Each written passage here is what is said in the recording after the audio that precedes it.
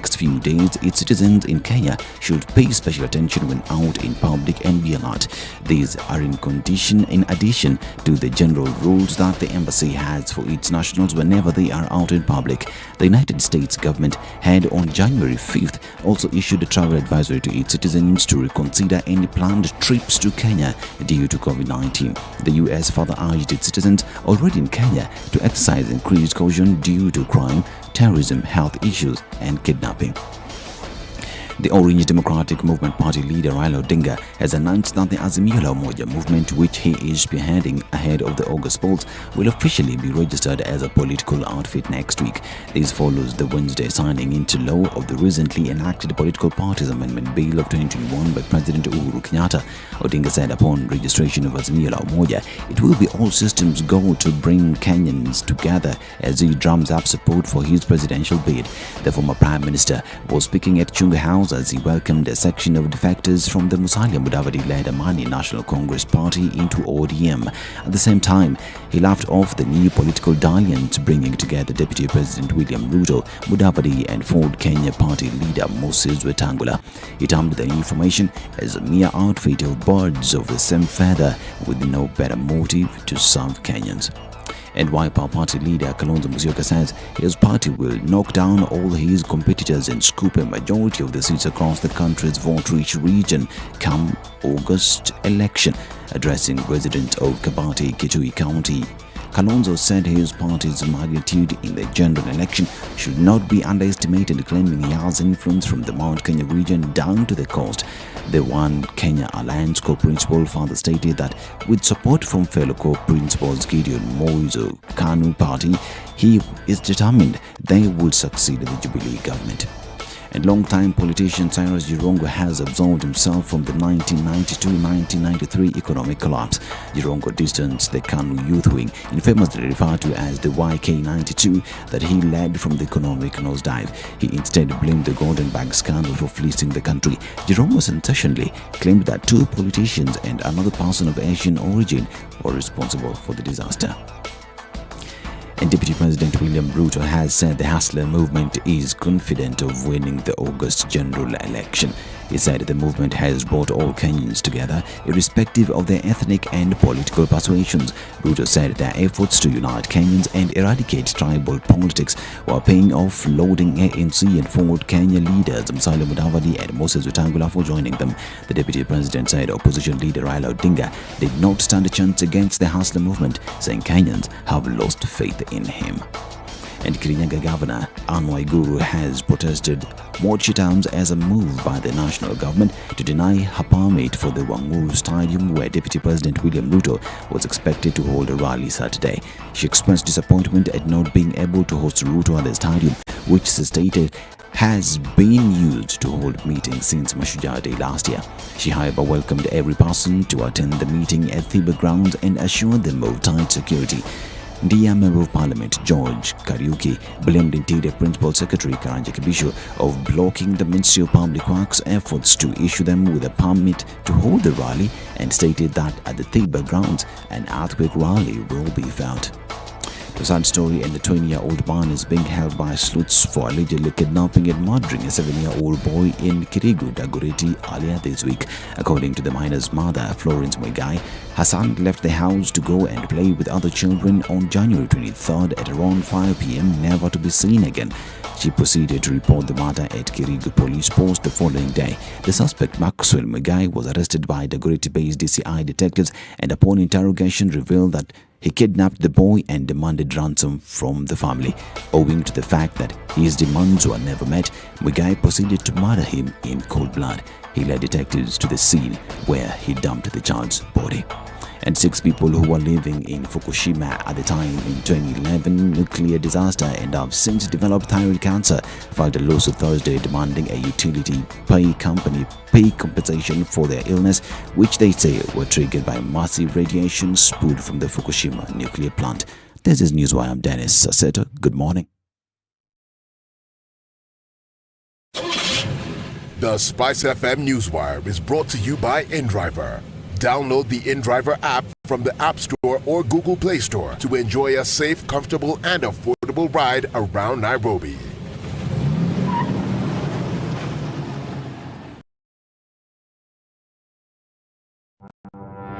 There are so many people peddling what is false and that it bears remarkable resemblance to what is true. Politicians have their agenda, and their agenda is to use every opportunity to sell that agenda and to loot this nation. I have seen major strides that are done in this country when we talk to each other as against talking at each other. We start getting back into the tribal cocoons which were put to us by the colonial powers. You know, they gave us physical freedom but not mental freedom. We're still mentally colonized today into these cocoons of tribe. Now, if you live in an area where it's difficult to find a dog, He's a goat. I kid you not. in which part of this country is it difficult to find a dog? So that you resort. Afande hii umbo yako iko na pembe. Hii ni umba special. This is the Situation Room, the only way to start your day.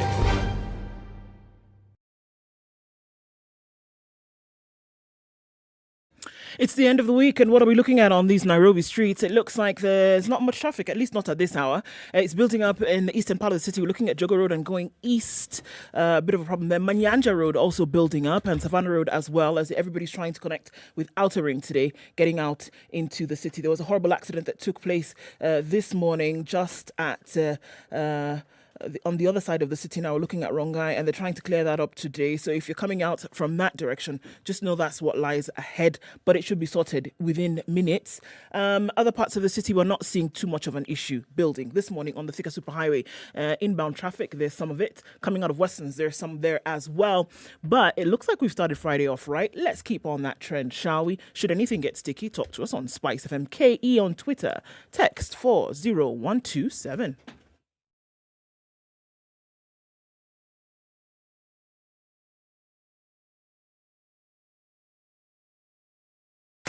Are you ready?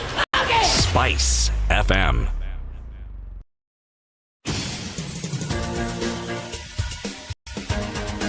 This is the Situation Room, the home of hard-hitting political commentary and penetrating insights about the state of the nation. This is a talk radio experience like no other. The Situation Room, a place for hard truths, debates, and elevated conversations. The Situation Room, witty, political, engaging, deep, controversial. In the room, we have C.T. Muga, researcher, academic, seasoned political observer, a fountain of wisdom in these politically uncertain times. Ndu Okoh, Nigerian by birth, Kenyan by choice, communications expert, Pan-Africanist, a truth seeker and believer in people power, and Eric Latiff, agent provocateur, the man in the chair, seasoned journalist, news hound, a man who believes in punching up, It's not 9 down. minutes after 6. Good morning. How are you doing? Welcome to Kenya's biggest conversation. It's the final Friday of January,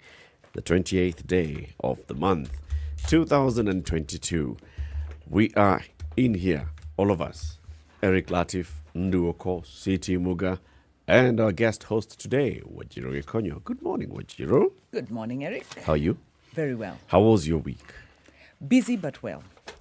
And yes, busy but well, and just watching events unfold and looking forward to possibly putting aside mask wearing. That's the good news, or the good news on the horizon. So you have forewarned that this could happen. Well, I was at an event yesterday where the Danish ambassador announced Denmark is going back to reopen, back to normal. In their reading, COVID has become equivalent of the common flu. So they're dispensing with all these protocols. We can live with it. So Kenyans are almost there. We are not supposed to be, but we are almost there, short of the announcement. Okay. So there may be some good news, And but the I think same you're the experts. You'll tell us as we jadilia here. Actually, we are actually not the experts. Experts in what? I was just about to ask. Experts. Yeah, no, we're talking about citizen COVID. experts, journalist experts. In that regard, we are trying. Tunajaribu tu. The experts are that working group that the president appointed They are the ones who advise us on the path to follow. And it's a group of experts, people who are clean, know, and understand the science and what have you. But what they haven't told us, why it is this continent isn't being ravaged like the other parts of the world. I mean, somehow people don't want to discuss it and they're uncomfortable with it. So they say, oh, data, this. Yeah, data notwithstanding. Yeah. We are somehow not being ravaged as much as the West. Our village intelligence can tell us we are used to exposure. Actually, COVID came and found hardened people. And I say that respectfully because so many people have lost their lives. But thank God, had we been as vulnerable as the West, it would be a different story. See, that vulnerability is a discussion that is not had. The press, Western press, when Omicron reared its head, South Africa. There you go. And you're thinking, hey, Eh? the first time we heard of COVID, China. There you go. And yet, when you now look at the reality of COVID, who is being ravaged the most with all the measures for precautions that are being taken? Who? And why? There you go. This is the untold story. Yeah, they'll show you all these gravesides in South Africa. They'll show you the cremation that was taking place in India. You remember those were the that was the those news. Those are the pictures. You're right. Those are the pictures. But Connie, where do the dead in Europe go? So you're able to flip the narrative, even when the evidence is going a different story. Not only that, So all bad things come from? The evidence is shouting at you and hitting you in the face. You can see it. Yep. And yet. Yes. We'll look at the details shortly. Welcome to the conversation. Today, we will have a conversation about Kenya's debt crisis, unpacking the risks, and we'll be joined by Churchill Ogutu from Genghis Capital. This is at 7 o'clock. At 8 o'clock, let's talk about something that's about to happen. That's not going to be looking good. So private hospitals in the country have threatened that if you go to a private facility from next week, you will not be treated using NHIF because they are not happy with the new contracts that have been offered by NHIF. And we'll be joined by somebody from the Private Hospitals Association. He'll be here at 8 o'clock to have this conversation and to understand what exactly are we talking about. Dr. Timothy Olwenyi, he's the Secretary General of the Kenya Association of Private Hospitals. He'll be here with us. Let's interrogate this particular matter. I haven't said hi to you, Ndu and City. Hi, Ndu. Hi, Eric. Good morning. Good morning. You're well? I am, thank you. Very good, City. Does the greeting only cover today? Yes. But you won't see me tomorrow, so perhaps it should cover tomorrow and the day after. All right. No. Or on Monday, he can ask you, how was it Value on for Sunday money. and Saturday? Value for money is a principle. On Monday, I'll greet you for those 3 days. I like your arithmetic. Promises. Saturday, Sunday, Monday. 3 days. Yes. But according to him, Saturday, Sunday, 3 days. It's good. I like that. See, on Monday, I'll greet you for the 3 days. Mwalimu ni hesabu. Mimi pana mwalimu wa hesabu. Wewe hapana mwalimu ya hesabu. That sounds like my Swahili. Anyway, Ndu, let's look at the COVID numbers. Let's do it really quickly. Looking at global numbers yesterday, interestingly enough, we were at 362 million. Today, global numbers 366 million. So an increase of 4 million cases of COVID around the world. Let's look at what's happening in Kenya. 152 new cases, I guess, goes to what we're saying now, low numbers, low positivity rate of 2.8%, which is really where you want it to be, from what the experts have told us. Interesting, as we're having that conversation, there's a window-dressed images on TV of President Joe Biden getting his booster shot. And that's what they'd like you to see, I guess, that the nations that are being ravaged by COVID are able to have these pretty pictures of, the leadership getting vaccinated and, they have a handle on things, whereby the numbers are telling us something totally different, that the population is taking a really big hit when it comes to infections of COVID-19. Nations have been struggling for 2 years, opening, reopening, shutting down all over again. What are we looking at? Scientists are warning again over reckless lack of vaccines for poorer countries, whereby this thing is hitting out at the Western countries. The responsibility of getting vaccines to the poorer countries still rests on their shoulders. allowing large numbers of people in lower income countries to go unvaccinated is reckless and could lead to new COVID variants. Again, that narrative that if you allow the poorer countries go unvaccinated with the power that you have to provide them with vaccines, we're likely to see another uber deadly variant coming out of these poorer countries. Look at the narratives that are spun there. Right. Interesting to see. So we are a danger to them. Yeah. Well, meanwhile, countries like Kenya with a positivity rate of 2.8%. Yeah. The real story about the vaccination is about is it the patents and the refusal to allow to open up the patent rights so that countries can manufacture. Because if we have another outbreak, we now know we are on our own. This was a warning.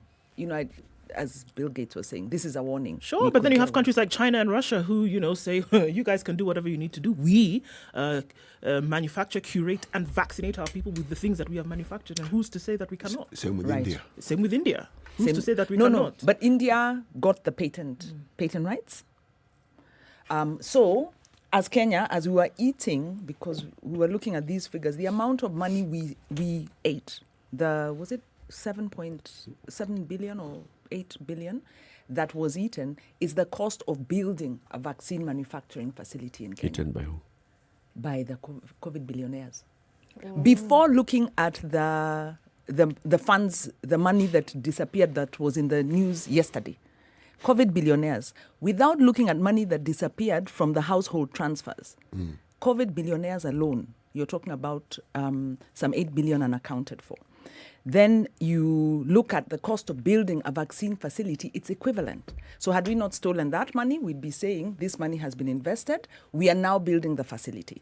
But don't worry, the government has then put in a new vaccine facility in this present budget, and they'll borrow again. We're building a facility this year, Wanjiru. Yes, with borrowed money. Yes. Yeah. And if we don't build it, and if we don't build it this year, so we'll build it next year.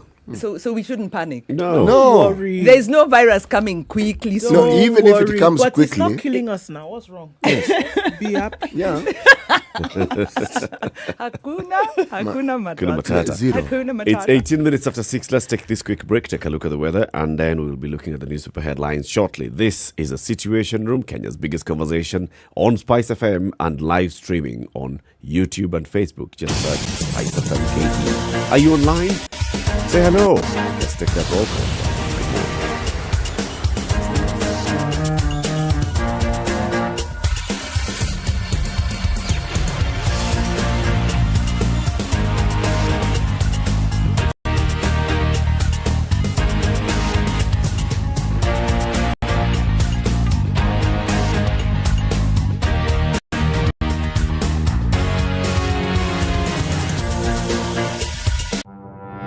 Forgiveness is always conditional. Even before God, there's nothing like unconditional forgiveness. Government doesn't pay you pension until you retire. In fact, they have no money for you. The day you retire, they look for it. This country is punishing many young people. These young people are more susceptible to be deceived, to be taken advantage of, and they're more susceptible to be bought off. Let us also talk about where we want our country to go. We are a population of very young people. We're in a state of capture. The judiciary is under duress. Parliament is in the pocket of the executive. You don't sit and wait for the regime to topple itself. It will never do so. By the way, let me tell you, these guys are so persuasive. I'm telling you, they can persuade you to sell your grandmother. I'm telling you, they can sell sand in the desert. Say, has anybody on this program said to you as a guest, say, "Oh, shut up, we don't want to be told what to do"? Has anybody that kind of... Has anybody been I will not listen. It's part of cloudy, so dark with out in Nairobi. Spice FM. 28 and lows of 15 today. 13 degrees and clear in Nakuru, highs of 28 and black down to lows of 13. We'll see 11 as a low in Nyeri, where it's clear at 11 currently. Highs of 27. Cloudy in Eldoret at 12, highs of 26 today. In Mombasa, partly cloudy right now at 24, highs of 31. And we'll see highs of 31 as well in Malindi, where it's currently mostly clear.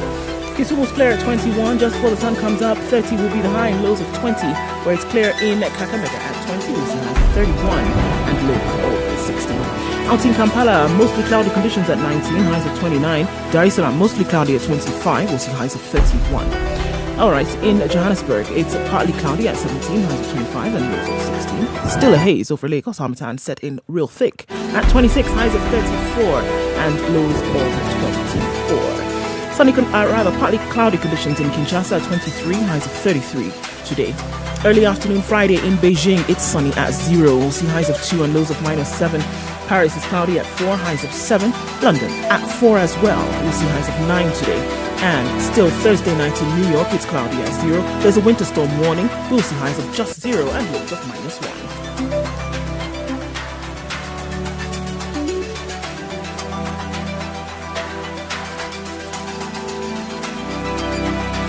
Spice FM. Spice up your life. Mature, intelligent talk every morning. Spice up yourself.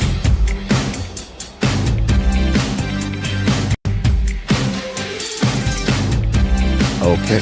Mornings done Online right. this morning. Ismail 94.4. Yes, it is. Though I wonder why the government is ever willing to kill teachers' employment and replace with digital learning. One teacher to teach 5 schools, displacing the rest. Well, interesting. Martin Wafula Mabusi Dalu tuned in. Dalu in my language means well done. Wanyandarua Muturi Juma is present. Hey Kenya, and that's Dawit is tuning from DC. Well, good night to you, I guess. Good morning, Mombasa tuned in. Robert Mbogo. MCR, we see you. Good morning, tuning from Nyali. Barnabas Gore, he says, Azimio chaps for the hot seat. We need to know their perspective. George Mashuki, good morning, guys. Tuning from Kasarani. Johnston Smith Kwaito, tuning from Kericho County this morning. Good to have you in the room.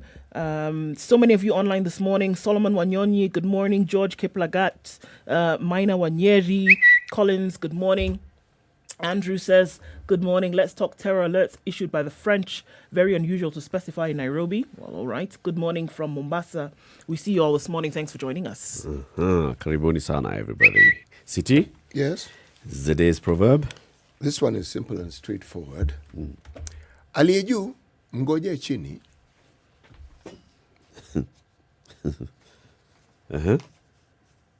Translate. Whoever is up, wait for them down. So should you aspire to go up? You can continue aspiring, but whoever doesn't want to aspire, you don't have to go up. You just wait. They'll eventually come down. Yes. Aliye juu mgoje chini. Mgoje chini. Just wait. Yeah, that's easily understood proverb. But if you look at the mindset behind it, you're then telling people, you can also interpret it as don't aspire too much. Why shouldn't you aspire? Life, the essence of life is to aspire. No, to when you're yourself. up there, remember. Remember, and don't Remember you can come down. Yes. So be humble. Indeed. Also, if you walk about with a lot of hot air, know that somebody could put a pin in it one day and you could land on the ground. Okay. Actually, I was going to ask, why get into all this trouble? Why must you interpret it that way? We must interpret it one way. How are you going to? No. How are you The shoulder action is very important in this question. Siti, can you speak in Fafanua, please? No, I'm shoulder saying, action. What you said is actually true. And I'm hoping that other people will have different perspectives on it. But just to be facetious on a Friday morning, I'm saying, why do you choose the negative interpretation of it? Because it comes now with the burden of trying to think, why get into all that? When there are simpler, nicer interpretations that you could... Like you will reach your final destination. Yes. No, Allah, as in the plane that will take you up. It will land, no problem. Keep it simple. Today is like that day. Keep it simple. But then when you Keep it start... simple. Why are people not aspiring? Yes, that is.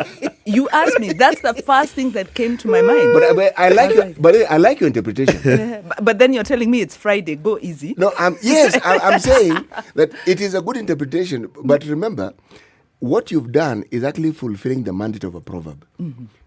As diverse as possible, an interpretation is what we want to hear. Exactly. So, thank you. Okay, let's look at the headlines in the papers. Remember, www.standardmedia.co.ke for access to the Standard newspaper articles, or you can just download the app on the App Store or Play Store, and then you get access to the Standard e-paper. Hey. In the headlines... What we'll be discussing at 8 o'clock today, a really thorny issue. Private hospitals threaten to stop treating NHIF cardholders. It's in the Standard today on page 12. It's also carried on The Nation on the back page. It is a thorny issue. Kenyans seeking health services from some private facilities in the country may not access these services from Monday if a standoff between the Ministry of Health and private healthcare providers continues. So what's the issue? The tiff stems from owners of private hospitals lamenting that money remitted by the National Hospital Insurance Fund is too little to offer quality care in private hospitals. Private Hospitals Association Secretary General Timothy Olwen attributed the stalemate to changes under the new NHIF contract with private hospitals. It comes into effect on Tuesday, February 1st. He said, come Monday, unfortunately, we might not provide services because contracts that have expired will not have been renewed. A 3-year NHIF contract with private hospitals and faith-based facilities expired in June 2021, but was extended by the government to January 31st, 2022. Private hospitals maintain that in the new contract, rates of treating patients has reduced by at least 50%, far lower than what is set by the Kenya Medical Practitioners and Dentists Council. For example, NHIF will remit 19,000 shillings for 3 dialysis treatments a week instead of 2. Yet, in the new structure, patients are not allowed to top up at any cost, adding that the amount was too little to even cater for input, infrastructure, and human resource. But the acting director of medical services, Andrew Mulwa, maintained the majority of Kenyans get services from public hospitals, and under the new regulations, NHIF will remit bills for clients with compressive covers. So, this is a sticky one. It is. And it's interesting to actually just get the doctor to come and give us the details. Yes. I mean, what is the cost of providing these services? For example, if previously they were okay with providing dialysis services for 9,500 per session, and were getting the 19,000 for 2 sessions. Now, medical professionals have said, actually, the best way to do dialysis is have 3 sessions a week. And so NHIF is saying, but okay, can you still cover that with the 19,000? Yeah. He says it's not enough for inputs, for all. Dialysis is not a one-off. It's not coming to get a bandage and then you go home. It's a stretched service. Yeah. Is it not possible to stretch it, really? Because I have beef with hospitals for that reason. But does it actually cost 9,000 shillings to do 1 dialysis session? So one is the cost. The other thing is top up.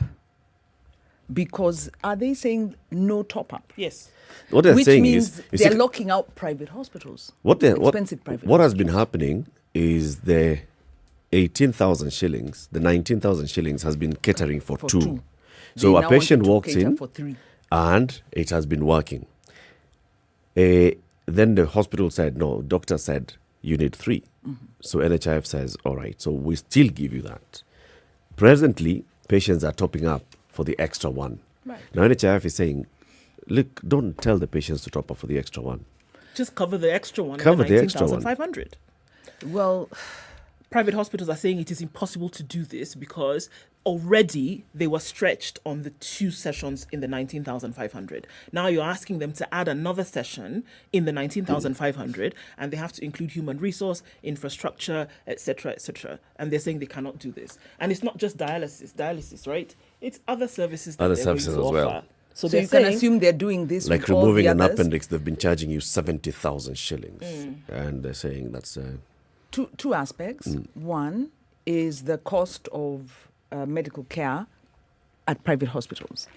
That is possibly higher than it should be, which is why a lot of patients will go to India for medical procedures, but of course you can't go for these long term. So one, there is the issue of cost. Yeah. In the immediate term, because if this comes into effect in February, you're talking about a lot of patients who are relying on NHIF and their usual provider to get this service. Yeah. So why not the top up?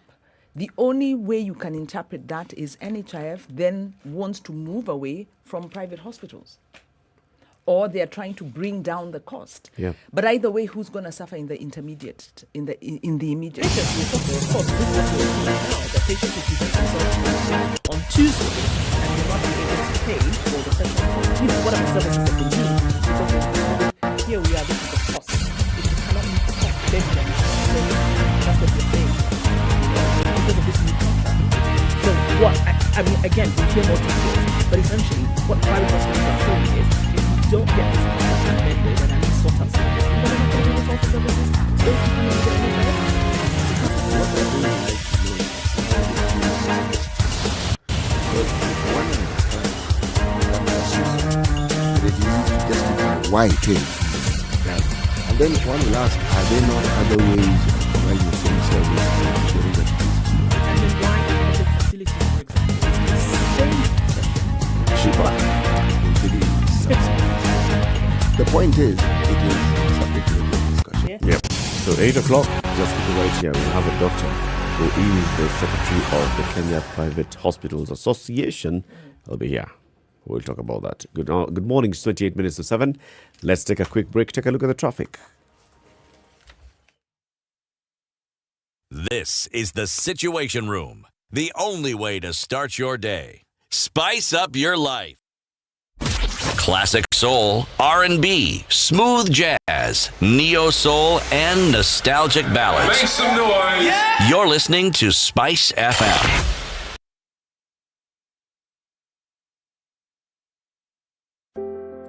What makes a man? I had an advertising job that was toxic. It was difficult. I'm not saying the people were toxic. I don't think anyone is inherently toxic. Don't ever let someone's perception of you become your reality. How do we navigate through career, family, and life? I was an average kid. I wasn't a poor student. Examining what defines a man. We derive our identity as men based on external factors, on things that people can be able to see. A space for men to open their experiences and more. Starting Thursday, 18th November on the Standard Digital YouTube and Facebook page. Hosted by Eric Latiff.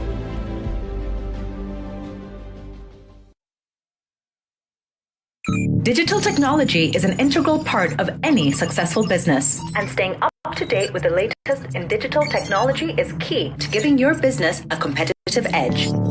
On Saturday, 29th January, I, Olivia Otieno, is taking Double O Direct live and on location for the Digital Technology for Women in Business, a free must-attend forum for women business owners seeking to grow their businesses within the digital space. To attend, simply visit www.spicefm.co.ke. What does it look like? We're going to see some movement on the Thika Superhighway, and that has built up quite some. Before that, let's take a look at what's happening on Mombasa Road today. Inbound traffic building up a little bit as you get towards General Motors. Southern Bypass is looking pretty good. There's an option for you to use. Jogo Road started early and it's piling up in normal Friday morning fashion. And it's also building up on the Thika Superhighway just past the Pangani underpass outbound. Inbound traffic is also building up. We'll see that in a short while. Kiambu Road, not so heavy yet. If you're on Kiambu Road, now might be the time to make the great escape. Coming out of Westlands as well, some traffic on Waiyaki Way. As you get out of... get off of James Gishuru, you should be all right for now. But don't forget, if it gets sticky, use the Red Hill Link Road. Let's look at Langata Road. Are we seeing some action there? Not just yet, but we know that that's going to build up today going towards Rilo Dingo Way and out into the city. Huru Highway, not yet. Now's the time, as we say. All righty, let's see what it looks like in a short while. We'll take a look at other parts of the country after 7 o'clock and see where the action is. Do talk to us on SpiceFM KE on Twitter. Text 40127.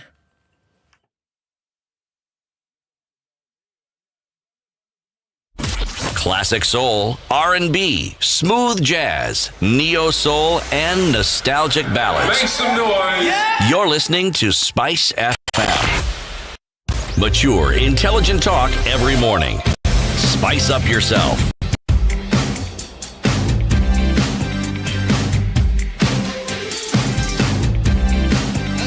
Mornings done right. 94.4 Spice FM, Nairobi. The paper like it's an exam. Underlining, coloring, highlighting. Screenshot. Can you leave me in peace? I can later. read the newspaper in any manner that I wish. Okay. You actually need to actually give it the full panoramic picture. And then the writing. Yes. In blue, in black, in red, in green. The really important things are in green, I noticed from last week. The ones that she wants to emphasize, they're in green. Green. And red?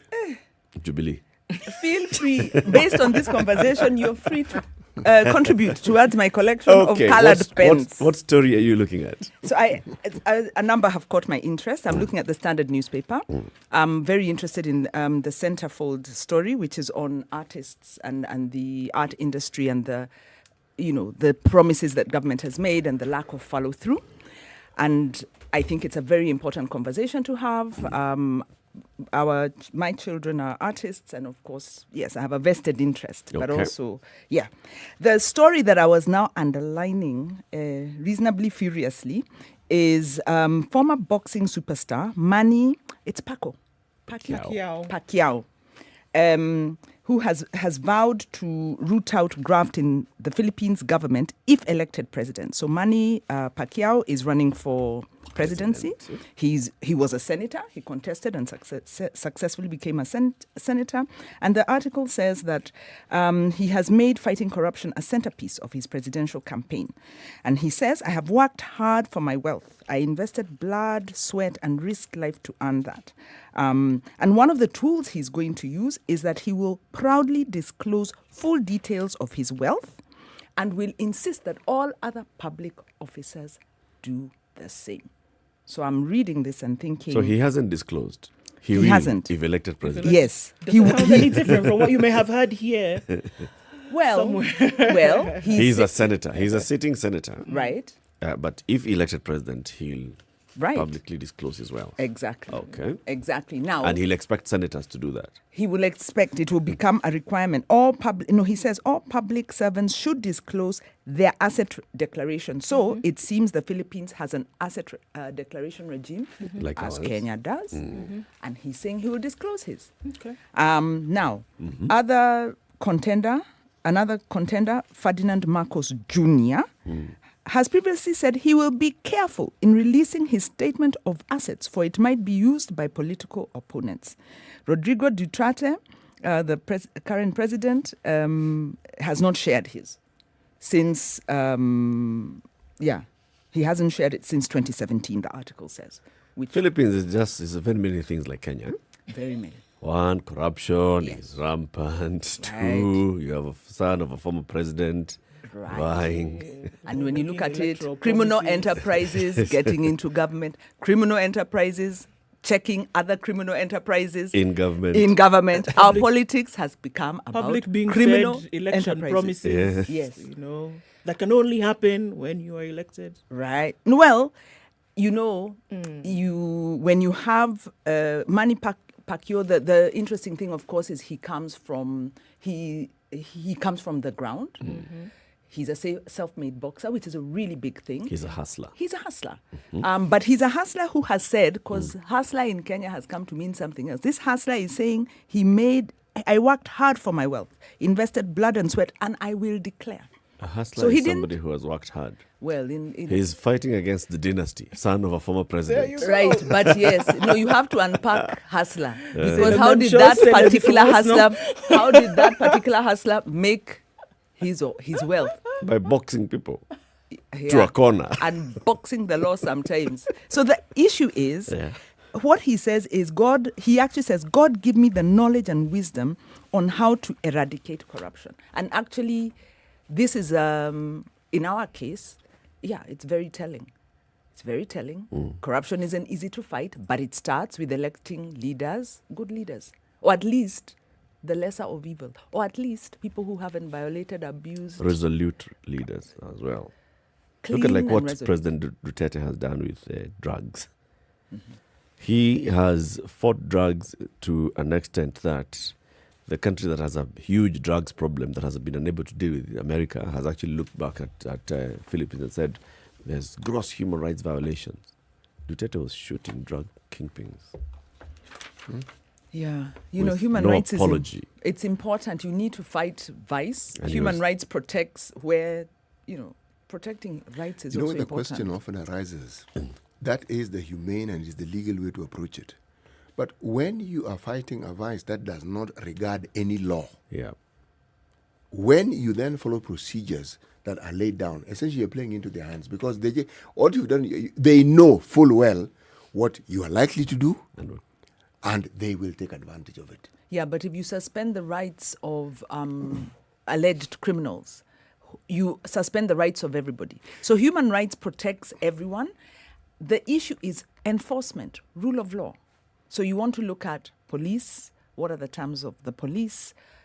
Is that institution working? You want to look at anti-money laundering, because if you follow the money, and in many of these countries, Kenya included, anti-money laundering law, in fact, the law has just been passed, but it's been challenged in court. You have to follow the money. It's all about the money. So transparency around the money, whether it's the lawyers, whether it's the financial institutions, who are the campaign financing. So you don't go shooting people, law of the jungle, because you'll shoot an innocent person, or you can be framed by somebody who doesn't like you. Oh, that is actually very true. It's something that will not cease to be a subject of discussion in the intervening times. But the truth of the matter is, all those things notwithstanding, and you are right, human life has to be protected. It just so happens that when you talk about a country like Kenya, the very people whom we charge with implementing these things have been reported and have even gotten to court about being participants in this very same process. Kenya can't be the only country where this is a problem. So it is tricky at best. Just ask Jerry Rawlings. Peace be unto his soul. But the decisions that they took about things, the blatant wanton corruption that was going on in Ghana at that time, and he said to himself, you know what, it's enough. How are we going to cut this thing out? We've tried, we've asked them to implement, we've done ABCD 1, 2, 3. Human Rights Act, which of course human life is sacred. We can't even start to play on some. But then many would argue that the actions that he took at that time is what got Ghana on the footing that it is on today. Well, many would argue that, you know what, in order to get the rot out, because one thing, it dealt with the people who were perpetrating it at that time, but it also sent the loudest message to anybody else who would even try and think about stealing from government. But surely we have other examples where you can enforce that discipline. Of course, there are other examples, but I'm giving you that one while as a blatant one that was human rights. I think it's like really where? dangerous. Like where have they fought drugs while respecting human rights? Fought successfully. Which country? Let's talk about corruption, because this is a corruption-related story. And I would say, because we're asking about how do you uphold, we're asking, can democracy coexist with good governance? That's the question. And should we suspend our democratic rights to fight pervasive vices? I think that's extremely dangerous, because the moment you suspend your rights, there's no guarantee you'll get them back. And I think, for me, democracy trumps all. And what I'm saying is it's rule of law. It's small things. It's like South Africa jailing Zuma. That is a message in itself. They're fighting back against corruption, and they're doing it in a very democratic way. So it's these small cases that go to court, small things that our politicians do. It's just saying no. It's just saying we're going to uphold the law and we're not going to elect criminals, or at least we'll not allow them to get onto the ballot. You know what happens? Yeah. It's a tight one, but if you look at even our country, it's not as though when these people are elected, they're criminals. No. We have a system which sort of like educates people and trains them on how to become criminals. And then marinates you nicely and presents you. Yes. And then gives you the opportunity. Yes. Yeah, but I beg to disagree.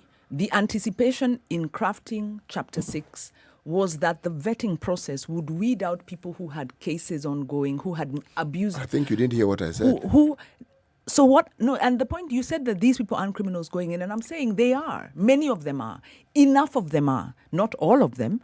So you have people who have stolen public money, stolen private money, been fired from jobs, who are then appointed, elected, nominated into public office. So if you put it's a hydra.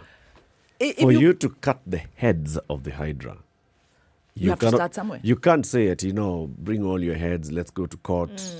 this thing is going to be biting you from behind you. Yeah, but the point I was making was this. Kenya chose a certain path to fight corruption. Unfortunately, the political leaders who are implementing this path watered down the law. Yes. So Kenya said, we will take a human rights democratic approach. We're not going to go China way and shoot people. Yeah. We are going to jail people or deny people the opportunity to go into public office. But that was watered. So, yes, so if we follow your thinking that let's use force, it will be then citizens using force because the political leaders are never going to shoot anyone else. Yes. Yeah, but these citizens... So citizens will take action. Citizens are not taking action. They're the ones electing these guys. Let's just say that one leader like Adutete is elected into office and he says, you know what, if nothing else, I'm going to deal with corruption. If nothing else. Now, start corruption in those cases. People go to court. We know the process in court. The people that you're dealing with understand the law and they have the wealth to actually play it out. Take them to court. Judge says, go out on a cash bail of 1 billion shillings. The guy pays 1 billion shillings and walks. I agree with you. You cannot fight corruption through the courts. The constitution and campaign financing, even the elections, the whole vetting process, small administrative sanction does not rely on courts. It relies on just setting the bar high enough that these people don't qualify. And that is what was diluted. The other aspect that's missing, of course, is but you see, us as citizens. Once you have been elected as president, the next election is going to come in 5 years. So you can have those reforms taking place in Parliament. You can say, let's review the Leadership and Integrity Act in Parliament. Why would I do that if I'm the president of Kenya? Because you're fighting corruption. Yeah, but that's the problem. We have not had a president that has been interested in fighting corruption. It's not in their interest. She's what we are saying. Wanjiru is now the president who's been elected and she's interested and she said, the one thing I'm going to do is fight corruption. Yes. And you go in. I do rule and of you law. say, the rule of law. Let's look at the law. The law that was watered down is Leadership and Integrity Act. Parliament, let's review this Leadership and Integrity Act. So tighten it. The next election is 5 years away. Okay, the next thing you want to do is what? Look at the ethics. Yes. They did it in Georgia, by the way. They did it in Georgia. Look at declaration of wealth. They did it in Georgia. Look at all those things. Fight corruption on those fronts. They killed the prime minister, but they did it in Georgia. Things always have a wonderful way of going full circle. It's very nice. The truth is, and the risky thing for Kenya, the more criminals that or people of criminal inclination who have benefited from crime violations and all that get into office at the national level, whether it's assembly, the Senate, wherever, and even county assembly, the more our politics and our governance becomes criminalized, we become really a gangster state. That means we are not safe. We become. Okay, good. The I don't think we are there yet. Who if you us? look Wajiro. Man, we got there a long time ago. Yeah. What I'm saying is... When citizens actually choose, you think the citizens who elect these people do not know what they have done? They know. They like these people. The reason why these people get elected is not because they are corrupt, but because we like our corrupt leaders. Yeah, so what I'm saying is if we continue on our trajectory, then what happens, because criminals don't bother using the law, they use the gun. So what will happen is journalists, civil society activists, political leaders who dare to speak out, you'll just see them getting killed. This is what you see in South America. In this country, Mexico actually was saying... You know, you're mixing very many issues. Yes. We are only dealing with fighting corruption. That is corruption. If you came and you're fighting corruption, yes, and you know that city is corrupt, and you grab a lot of information and intelligence that shows city is corrupt, and you can go to the public and say, this is city, this is the corruption. Shoot city. That's it. You know, you mentioned China. Who's going to shoot back? You mentioned China. So, China. You've told the public. What? These guys told this, this, and the other. He stole our airport. He stole what? He stole what? Shoot him. You know the fundamental difference. You're enjoying human rights right now, even talking the way. Can you talk this way in China? Yes, you can. Yes. You can't. You can. By the way, you don't have the freedom of speech to criticize the government. Why would you want to criticize the government? If it's working. Or government is working. If it's working. Yes. And these people who are shot are people who are charged. But then they take them to court with what they call crimes against humanity. Yes. These cases, you know, in China, Who has gone to court? Crimes against humanity. In China, you're taken to court. In case you didn't know, you are taken to court. By the government itself. And those who are taken to court on charges of corruption. The man and his wife. Right. They were taken to court. It was publicized. They are in court. This is the charge against, against the man. This is a charge against his wife. It's all clear. This is how he got the wealth. This is how he was using his wealth. This was all ill-gotten wealth. So nobody go through is the entire process, but we are fast tracking it, and then we finish and we kill the man. You see, there are laws, and then we kill his wife. Yes. The laws in that country allow them to shoot. It's not as though it's some gangster state. The law allows. The law also does not. The law also does not allow political voice. This SpiceFM would be the big conversation. Would have to be a propaganda channel because you can't criticize like now this. You know, you're very influenced by Western. What I'm saying, what are they criticizing their government for? No. Which is the question that City was asking. Human rights, because instance, everything that needs to happen within that country, as per government, is happening.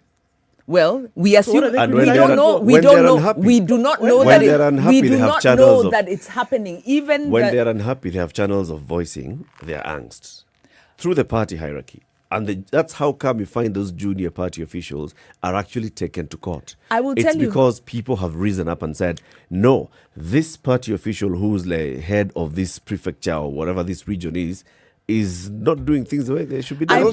I am not saying that China does not have a lot to teach us. The Western-style democracy is the only democracy that people can have. It is not true. I think it's a very good conversation because what we are saying is what do we value in terms of our rights and our political space? That's the question here.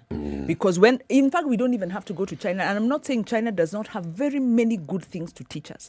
But what I am saying is human rights, democratic freedoms are a value that we need to fully embrace, or if we have these kind of conversations and take this attitude, we give up. Let's go even nearer to Rwanda. Yes. Very well organized, very well structured. Things work.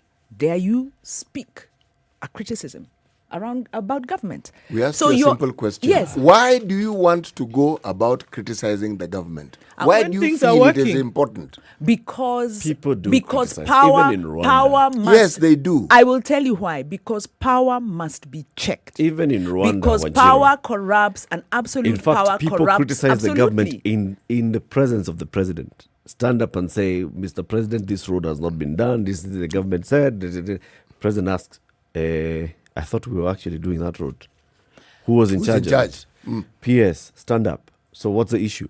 It's because people have actually risen up to say what they're unhappy with. You don't have to say, oh, Kagame is, just say, what are you not happy with?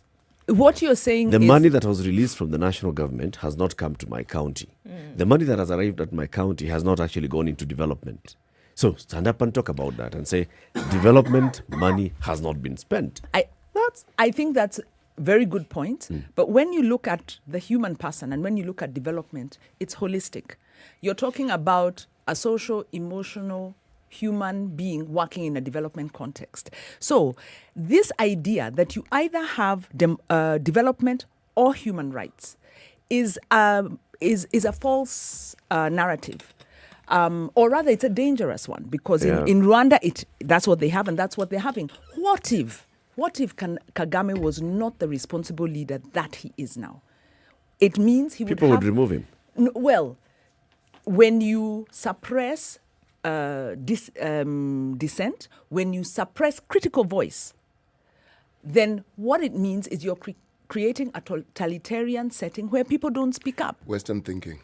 No, I think that's a reality. And Power it also corrupts, happens and absolute power. It's just that it's done in different ways because somebody is very critical of how the Democratic Party is run. Then they will never get the ticket for the Democratic Party. No, that's not true. Happens. They Look won't. As a journalist, we're talking about these countries. Apply your journalism. We're talking about these countries. Go apply your journalism there. We're talking about these countries that just a couple of years ago had these renditions, grabbing people and keeping them incommunicado. We have a Kenyan that we're waiting to come back from Guantanamo Bay. Has been there for how long? Human rights. What's your point? My point is, you're mixing We issues. don't have a good example No.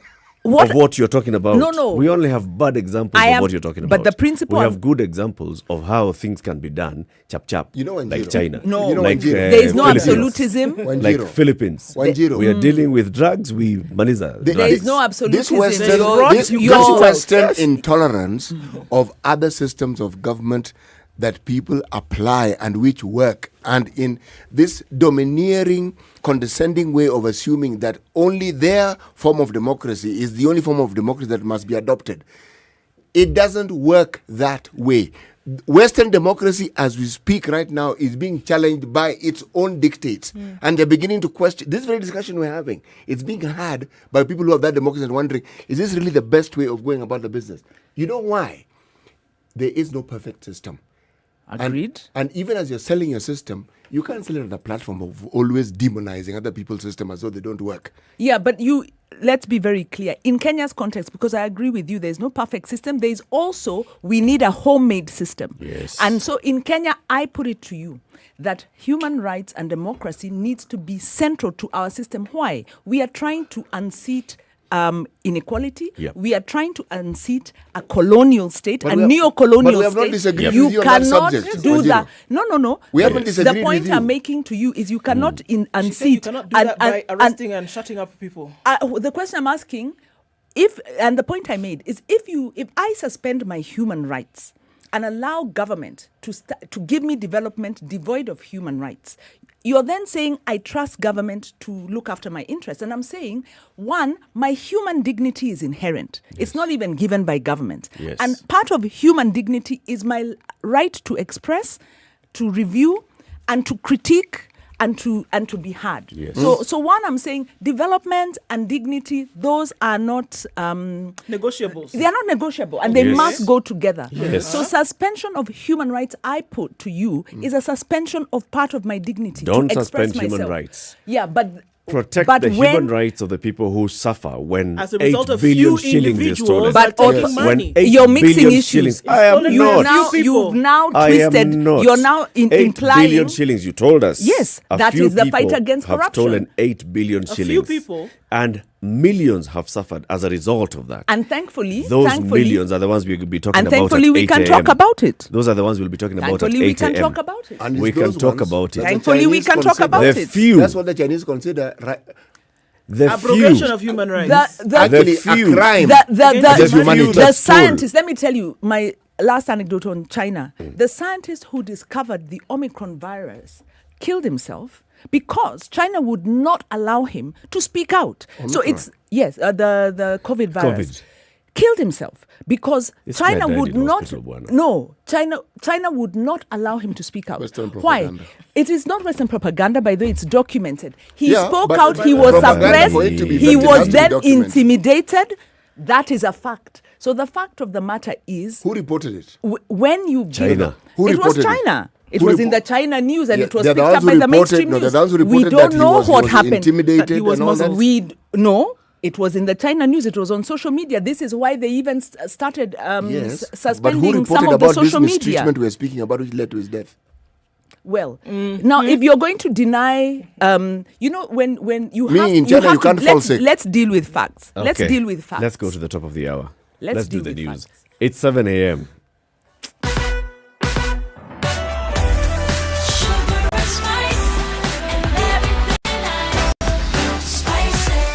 Spice up your life.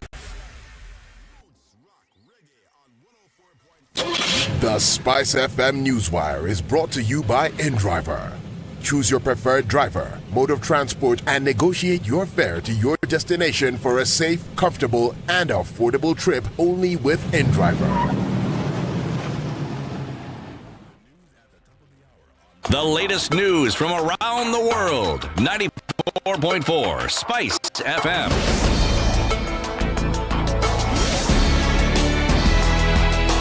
This is Newswire. Dennis Aseto. The French government has warned its citizens in Kenya over looming terror attack in Nairobi targeting places frequented by foreigners. France's Ministry of Foreign Affairs hence cautioned its citizens as well as expatriates from other Western countries to avoid public areas and crowded places it classified as possible hotspots. These include hotels, restaurants, leisure sports and commercial centers in the city. The ministry, in a statement released Thursday, called on foreigners living and working in Nairobi to exercise extreme vigilance in the coming days, especially over this weekend. The German embassy has also issued a warning that over the next few days, its citizens in Kenya should pay special attention when out in public and be alert. These are in addition to the general rules that the embassy has for its nationals whenever they are out in public. The United States government had on January 5th, 2022 also issued a travel advisory to its citizens to reconsider any planned trips to Kenya due to COVID-19. The US further urged its citizens already in Kenya to exercise increased caution due to crime, terrorism, health issues and kidnapping. We expect the Interior Ministry to address itself on that very story. And there is need for strategies to ensure the implementation of the law to protect important information of Kenyans online. Labour CS Simon Chiluguri said the number of Kenyans using the internet has increased, especially now that the world is dealing with the effects of the COVID-19 pandemic. Speaking on KTN News Transform Kenya program, the CS said working behaviors in the country have changed, with many public and even private institutions employing different strategies that are seeing tasks tackled online. And when we are looking at ICT, we need to look at private data protection. We need to look at privacy of personal data, because that is now we're going to have so much information out there, and as government we would want to enact that environment so that we transition. Chiluguri, however, expressed concern about Kenyans working in informal environments, saying it could be difficult to track them as there is no clear data on the jobs they do and how many people do them. There are challenges of informality, and I'm appealing to corporates and private sector and many others who are involved in promoting formal jobs to come forward so that we work as a team and see what are the drivers that pushes many Kenyans to remain informal. The Transform Kenya program highlighted the changes brought about by the COVID-19 pandemic in workplaces. Tomatoes Politics and Orange Democratic Movement Party leader Raila Odinga has announced that the Azimio la Umoja movement, which he is spearheading ahead of the August polls, will officially be registered as a political outfit next week. This follows the signing into law of the recently enacted Political Parties Amendment Bill of 2021 by President Uhuru Kenyatta. Odinga said upon registration of the Azimio la Umoja, it will be all systems go to bring Kenyans together as he drums up support for his presidential bid. The former Prime Minister was speaking at Chunga House as he welcomed a section of defectors from the Musalia Mudavadi-led Amani National Congress Party into ODM. At the same time, he laughed off at the new political dalliance bringing together Deputy President William Ruto, Musalia Mudavadi and Ford Kenya Party leader Moses Wetangula. He termed the new formation as a mere outfit of birds of the same feather with no better motive to serve Kenyans.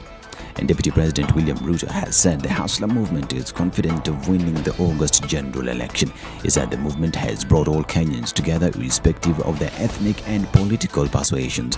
Ruto said their efforts to unite Kenyans and eradicate tribal politics are paying off, lauding ANC and Ford Kenya leaders Musalia Mudavadi and Moses Wetangula for joining them. The Deputy President said opposition leader Raila Odinga did not stand a chance against the Hustler movement, saying Kenyans have lost faith in him. And Wiper Party leader Kalonzo Musyoka says his party will knock down all his competitors and scoop a majority of the seats across the country's vote-rich regions come August elections. Addressing residents of Kabati, Kitui County, Kalonzo said his party's magnitude in the general election should not be underestimated, claiming he has influence from the Mount Kenya region down to the coast. The One Kenya Alliance co-principal further stated that with support from fellow co-principal Gideon Moi's Kanu party, he has determined they would succeed the Jubilee government. And a 20-year-old man is being held by sleuths for allegedly kidnapping and murdering a 7-year-old boy in Kirigu, Dagoretti earlier this week. According to the minor's mother, Florence Mugai, her son left the house to go and play with other children on January 23rd at around 5 p.m, never to be seen again. He proceeded to report the matter at Kirigu Police Post the following day. The suspect, Maxwell Mugai, was arrested by Dagoretti-based DCI detectives and upon interrogation revealed that he kidnapped the boy and demanded ransom from the family. Owing to the fact that his demands were never met, Muigai proceeded to murder him in cold blood. He led detectives to the scene where he dumped the child's body. Now, 6 people who were children living in Fukushima at the time, Muthui.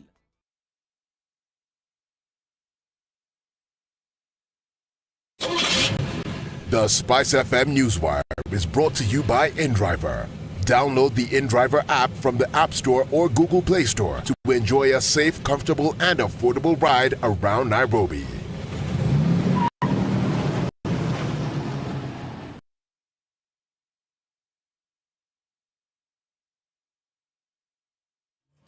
Uhuru Highways piled up quite early this morning, and we're looking at traffic going out into the city at all roundabouts along this road here. After Nyeri Stadium roundabout, that has picked up quite someone feeding off from Haile Selassie, Lusaka Road and Langata Road, coming off from Gong Road, as well as Haile Selassie, Kenyatta Avenue.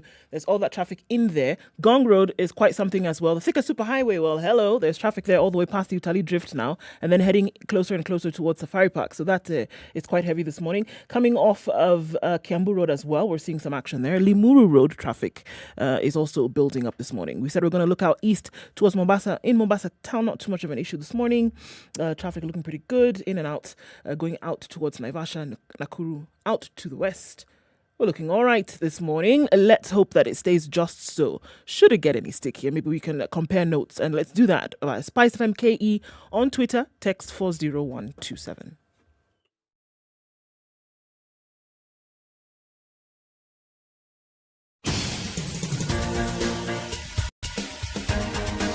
This is The Situation Room, the home of hard-hitting political commentary and penetrating insights about the state of the nation. This is a talk radio experience like no other. The Situation Room, a place for hard truths, debates, and elevated conversations.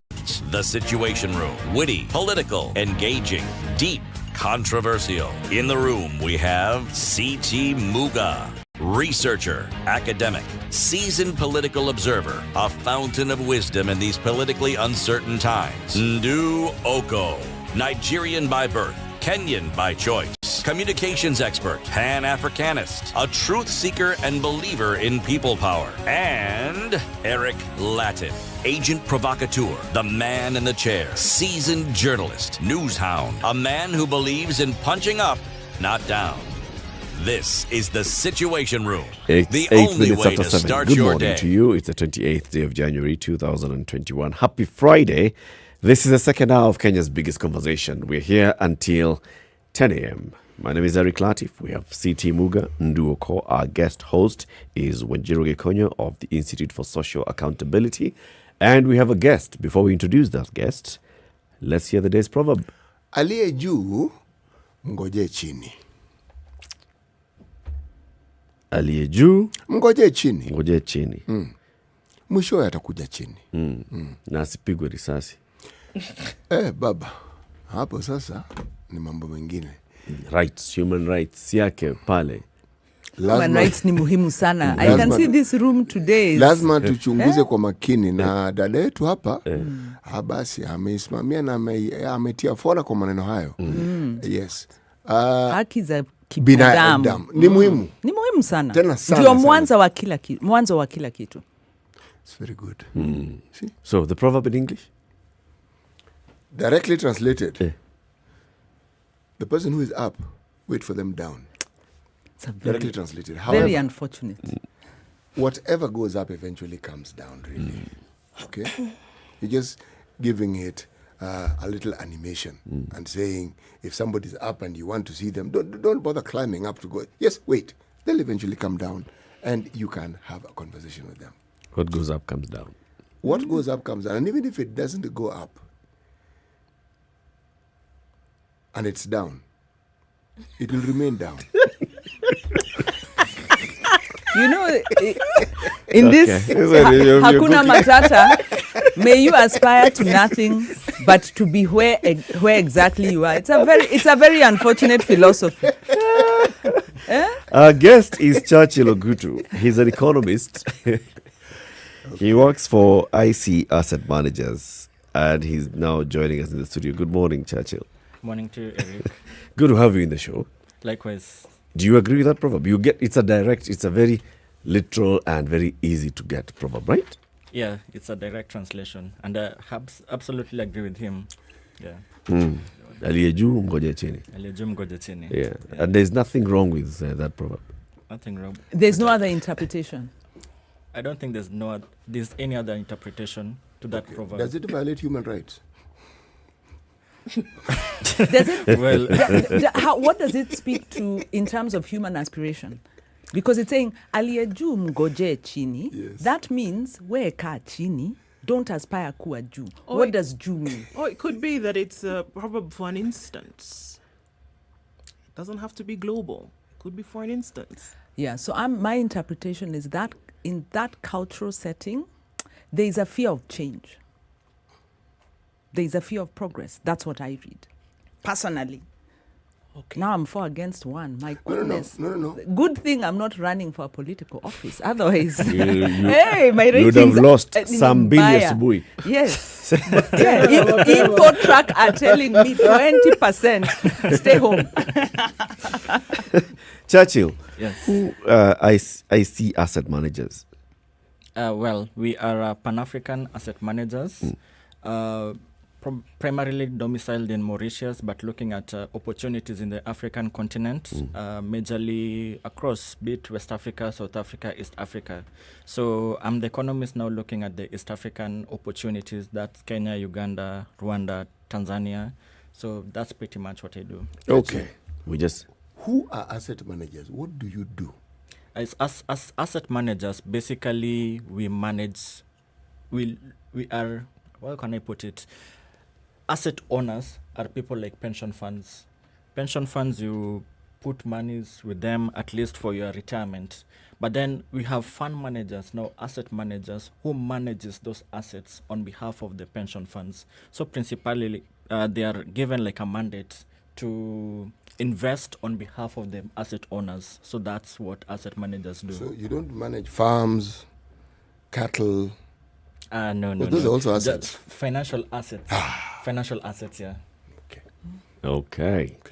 We needed just to plug that in so that we understand. When you say asset manager, I see asset manager, that's where you work. It's important for people to know what that is. Okay. So we're here because we want to talk about the Kenya debt crisis, unpacking the risks. We've been having this conversation, for a long time. Even last week on Friday, we had a similar conversation about our debt situation in the country. Against a GDP of 11 trillion, we have a debt of 8 trillion as of September. As per the officially known. Yes. Officially disclosed. Officially disclosed. 8 trillion shillings in debt. Could be up to 10, 11 trillion. Okay. And we've also been told, no government will develop without borrowing. And we've also been told by government is don't look so much at the amount of debt. Look at the capacity to pay. Are we able to pay? Are we able to meet our obligations as when they mature? Are we paying? If we're paying, then it shows that we're okay. What do you say to that? Well, it's quite a loaded question. And looking at where we are currently, public debt as of September was 8 trillion shillings. And looking at the current financial year, in terms of the debt service, we are looking at 1.16 trillion against the revenue. This is tax revenue and the non-tax revenue. That's another 1.6 trillion. So look at that percentage. It's like for every 100 shillings that we collect in taxes, we pay like close to 67% in terms of servicing our debts, both the interest component of that and also those debts that come to that mature. So that's quite a scary number. But if you compare with some other countries across the continent, you find that we are more or less we're not that bad. Nigeria, its debt service as a percentage to revenue is around 76%. As Kenya, we are around 68%. Ghana, slightly lower at 59%. So from that perspective, from how do we are able to service the revenues, how are we able to service the debt, we are still at an elevated level, which is quite scary because if you look at even the next financial year, we are still more or less at an elevated level. So that's the crux of the conversation. We have high interest. We have the high public debt, 8 trillion, GDP where it is. But people say that you can't eat GDP. So probably, I know Shiro has brought this issue. Perhaps you may not even look at the public debt ratio as a way of looking at the debt sustainability. Pretty much it's quite in agreement, but the implicit argument underlying how we look at public debt against the GDP is that GDP implicitly implies that this is the income that will come about. If the GDP grows from 11 trillion to say 13 trillion, it means that a component of taxes will also grow in tandem. But because of the structural deficits that we're having in the country, we find that even that portion of tax revenue as a percentage of GDP is not growing in tandem. So we are not able to service the debt that we get ourselves into. So that's now the tragedy of where we are as a country. Yeah, and our concern, and thanks so much for coming today, and maybe you can help us unpack some of these things. We conducted a report, a study, a review of Kenya's, the fiscal consolidation program, actually, the IMF-sponsored fiscal consolidation program. When I say we, I mean the Okoh Uchumi Coalition. It's a coalition of civil society concerned about debt and concerned about how do we resolve this, concerned about budgeted corruption in debt, and also concerned about the options, because we need to get out of this. And in our assessment, we are in a debt trap. We are borrowing because we are in debt. Now, the government comes up with a debt management strategy paper every year. And this strategy paper seeks to give the options to manage debt prudently within the constitutional requirements. So it needs to be sustainable. It also needs to be minimize risk. And of course, it needs to be accountable and all of that. Kenya, there's been an argument within the political circle about where to borrow, because Kenya must borrow. Of course, we are saying reduce expenditure so that you reduce the need to borrow. So one, reduce expenditure. Yeah. But even if Kenya reduces expenditure, in the immediate, there's a need to borrow. And government had said, we're going to borrow so that we can retire some of the expensive debt, those kind of conversations. And then the question becomes, where do you borrow? Do we borrow domestically, or do we borrow multilaterally, or do we borrow commercially? Multilateral borrowing the basket seems to have reduced because we are now considered a middle income country. Domestic borrowing, the business sector has not been happy with that, because they say when government borrows domestically, it competes with businesses. So government has been going into the commercial markets. Now, our study found that commercial borrowing comes with very many risks, and that countries like India and countries like Argentina are going against that trend, because when you borrow commercially and you're then forced to hold very high currency reserves because you want to cushion the economy because of you're borrowing in foreign currency. So you put yourself in a very risky position. Last week, we were also told by Dr. Ibrahim Rugo that much as commercial debt, Eurobonds and all, appear cheap on the face of it, when you compute the different conditionalities that come with them, they're actually not necessarily cheaper than the domestic debt. So the question is, government is now proposing to increase domestic borrowing at the expense of commercial borrowing. The Parliamentary Budget Office has said no. Before you can do that, you have to fix the domestic market. So the question we are asking is, where should we be borrowing? Government has is getting back into the Eurobond market. Is this good for us? We don't know the terms those contracts come with. There seem to be some interests around the Eurobond. So there are so many factors. And I, it's a very long question trying to set that. But I think if you were the Minister of Finance, or if you were the chair of the Finance Committee, giving advice on the optimal on where to borrow, whether domestic, whether commercial, and whether there are multilateral options, or whether not to borrow at all? What would you say? Oh, that's quite a difficult question. Clearly putting me on the spot. But at the crux of it is that there needs to be a balance between borrowing externally and borrowing domestically, and even externally, which kind of borrowing are you getting yourself into? As you put it, borrowing domestically, right now you find that in any given month, Treasury through CBK is the fiscal agent of Treasury, comes to float a bond. In fact, for this month, they had 2 auctions totaling around 62 billion domestically, and they got massive subscription on those 2 auctions. And you can see banks are also dominant players in terms of lending to the government. We have also pension funds. We also have retail clients. Me and you can also lend to the government. And the kind of interest rates that you see domestically, double digits. There was a paper that was there's one of the bonds that was in one of those auctions, which is maturing in 20 years' time. So you find that the interest on that paper is 13%. So for every 100 shillings you invest, you get a return of 13 shillings from the government every year. It's quite a decent money if you compare from a safe investments perspective. Yeah. So those are the dynamics. Even for banks, they tend to see, okay, lending to the government is quite, it's lucrative. A no-brainer.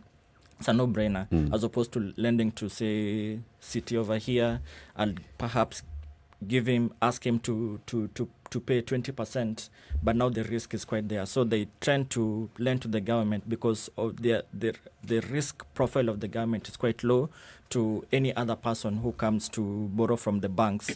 So that's what crowding out effect means, that because the government or the banks are now lending to the government, they don't have monies now to lend to the private sector. So if you get to the to the external side, majorly on the commercial borrowing, Eurobonds, which is now a commercial borrowing, even as banks or as government borrows domestically, it's on commercial terms. As it also borrows through Eurobonds, is also on commercial terms. But now the thing here is the last Eurobond that we got, it was 6.3%. That's maturing in 2034. So for the next 11 or 10 years or 13 or 12 years, the government will be paying, for every 100 shillings, will be paying 6 shillings and 30 cents on that bond. But now the question is, because this bond is in dollar terms. So at the onset, if it was borrowing like for like, assuming there's no exchange rate risk, if it borrows 100 shillings equivalent, it will be paying 6 shillings and 30 cents. But if exchange rates, so the shilling depreciates, right now it's at 114, it goes to 120 shillings. So it means that even that 6 shillings and 30 cents that you are supposed to pay in equivalent terms, it could even go to 8 shillings or whatever. And that's what you are seeing with the Eurobond that was floated in 2014. Then it's maturing in next 2024. So the interest rate on that was 6.25%. So for every 100 shillings, you'll pay 6 shillings and 25 cents. But now the currency, then in 2014, the dollar to the shilling was 87 shillings. Now it's gone to 114. So there's like a 20% increase in what we pay. So the risk in commercial or the Eurobonds is now on the exchange rate risks because of, it can't just be static at where it is. Yeah. I want to ask you this question. Yeah. Must we borrow from the euro, bond? Must we borrow commercially abroad? Actually, the reason I'm asking is this. The discussion is around us being a middle-income country. Yeah. So, are there avenues where a middle-income country can actually borrow at rates that cheaply? Thank you, Eric. Yes. So the issue here is that when we became a middle-income country, you find that even Kenya predominantly used to borrow from the world banks. Now on concessional terms, you find that they could get at rates of 2%. But now it's spreading, going all the way to 50 years, Concessional terms means that, say, they're given a grace period of, say, 10 years or 15 years, and then they start repaying from year 11 or year 16, thereabout, all the way to year 50. That's when the loan matures. But now with Eurobonds, it's quite... and then with those kind of multilateral loans, you identify a specific project. Say there's a particular road here, there's a bridge there, there's a hospital there, and then the World Bank comes and finance those particular projects. So those are project loans. But now when it comes to Eurobonds, it's like a blank check. You're given, okay, you want 100 billion shillings. Okay, fine. It will be raised in the international exchanges. You'll be given, and then whatever you do with it, that's upon you. Us as people who lend you the money will just want the return. So for middle-income countries, there are no blank checks. There is, but now the risk for the people who are perceived as low-income countries, for them even to get access to what is called the international markets, now the Eurobonds, you find it's a bit difficult because probably their credit rating is quite lower than a middle-income country. So at the onset, they may not even get access to Eurobonds. Some countries in Africa, such as Rwanda, Burundi, for instance, Somalia, South Sudan, they may not even borrow from the Eurobonds because of the fact that their risk rating is perceived to be lower than a country like Kenya or the middle-income country. Last question. How did we become middle income? I mean, and since we're middle income, how are we supposed to understand this elevated status that we have locally? How does the Mwananchi feel that he belongs to this middle income club? Well, it occurred in 2014. That's when we had the previous rebasing of the economy. Basically, rebasing is whereby if the base year that the statistics they look at is now brought to a much more recent year. So that rebasing was from, I think, year 2000 all the way to 2009. And what was the effect of this rebasing is that what previously had been reported as the GDP of the year 2013, it was now revised to be 25% higher. So it now made... Who revised it? The Kenya National Bureau of Statistics, as they now factor in some other facets of the economy that hadn't been factored in when they were doing the initial statistics. Things like, say, between 2000 and 2009, we had some things like infrastructure, we had things like mobile telephony, which weren't there. And so now to reflect those factors, they had to rebase it to a year which now had all these factors. So that's the effect of rebasing, and it led to our economy now being 25% higher. And now when they do, like, then we are a country population of, say, 40 million.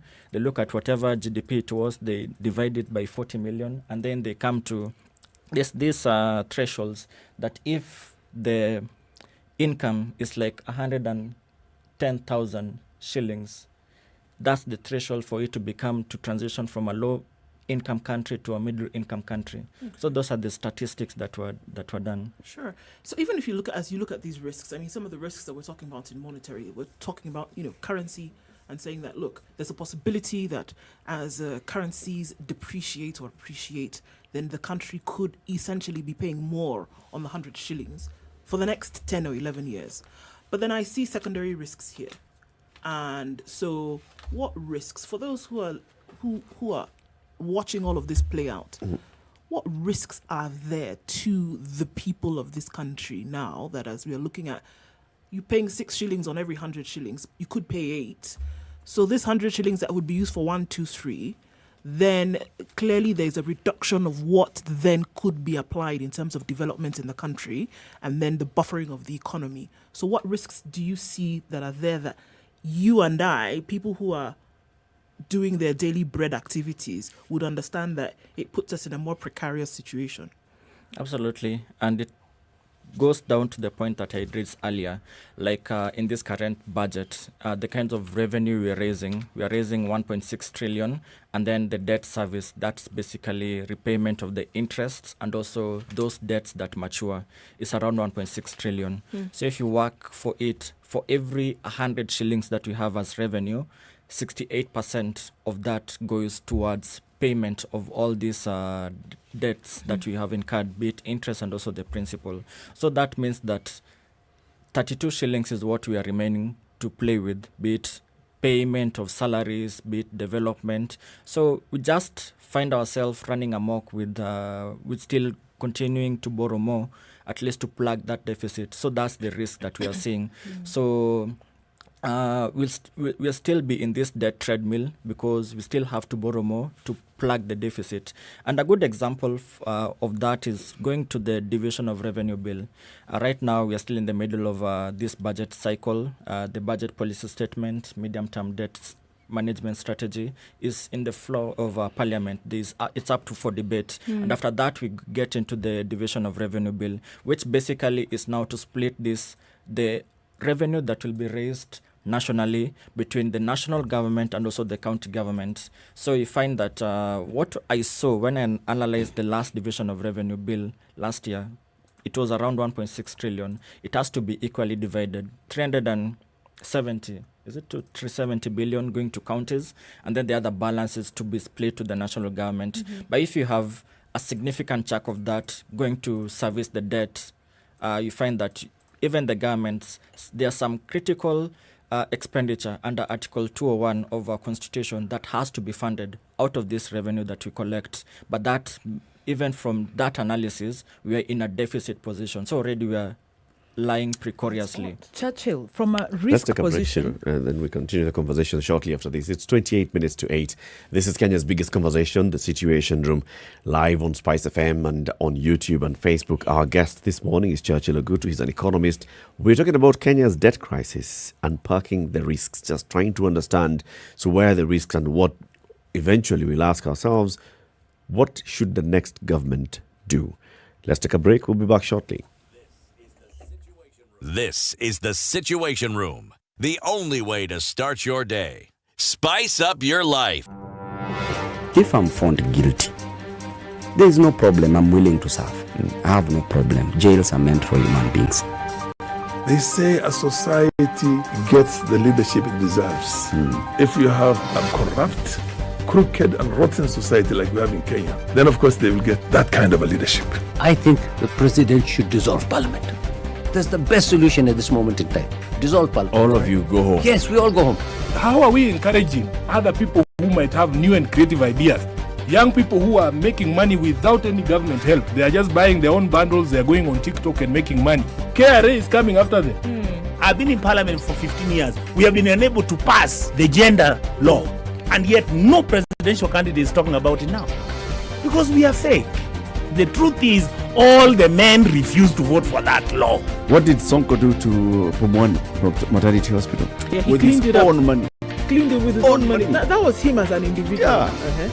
And I did not say he was cleaning his own money. I was saying he cleaned Foot, mouth. Foot, mouth. Eric. Okay. The Situation Room, Kenya's biggest conversation. All right, still looking at partly cloudy conditions. Sun is coming out, however, in Nairobi at 16, highs of 28 and lows of 15.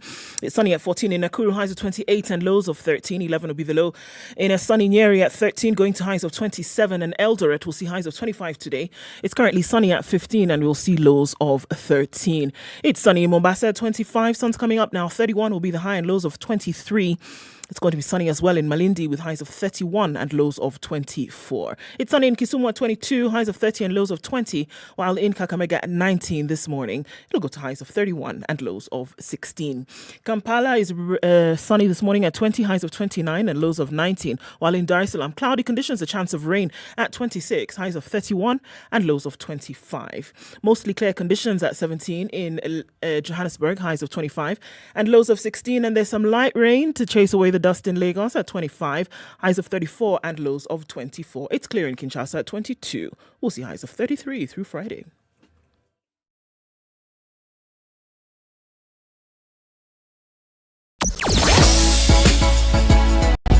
Sugar and spice and everything nice. SpiceFM. Spice up your life. In and outbound traffic on Mombasa Road, especially at that Maradima stretch, continues where the construction is actually quite high. Thereafter, you shouldn't have too much of an issue. Coming out from Sabaki, it's a breeze, then past the SGR and out. The southern bypass Probably this morning would be a nice fancy drive because Mombasa Road not too terrible. Outer Ring, that is piling up as you get to the junction coming from Manyanja Road as well as Savannah. Lunga Lunga, then connecting with Jogo and then towards Likoni and Lusaka, that whole area continues with traffic this morning. Uhuru Highway is doing its thing and traffic doing the rounds on the Thika Superhighway is quite messy this morning, way past the junction from Outer Ring, and Juja Road also doing that magic. Kiambu Road, jam-packed, in and outbound traffic, especially around the DCI, and we're looking at Limuru Road piling up as well. Okay, so it is traffic hour on a Friday morning. Hopefully it doesn't get too much crazier. It's end month, it will. Talk to us on SpiceFM KE on Twitter. Text 40127.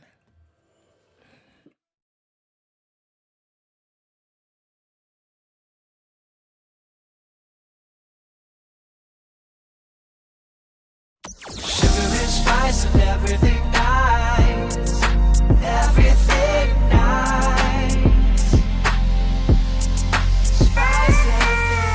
Spice up your life. Mature, intelligent talk every morning. Spice up yourself. It's 24 minutes to 8. The conversation continues with our guest, Churchill Ogutu, economist, talking about Kenya's debt crisis. Yep. Thanks so much, Churchill.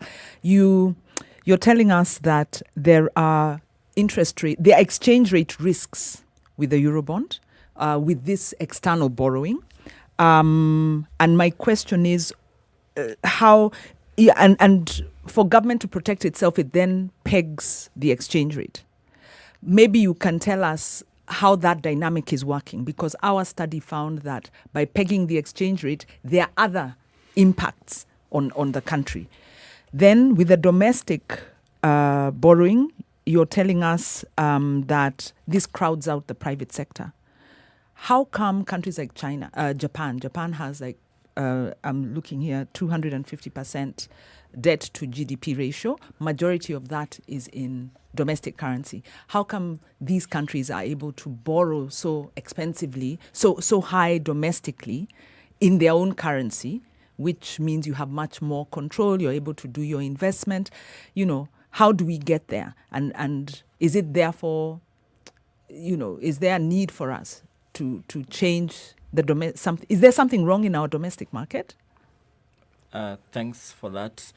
For the specific case of Japan, what has happened is now their central bank, Bank of Japan, has accumulated 50% of the local debt. So for instance, if, I don't know the specifics, but if, for instance, their debt is at around 1 trillion, whatever Japanese yen, so you find that a half of that is held by the Central Bank of Kenya, but Central Bank of Japan, but that's not the case locally.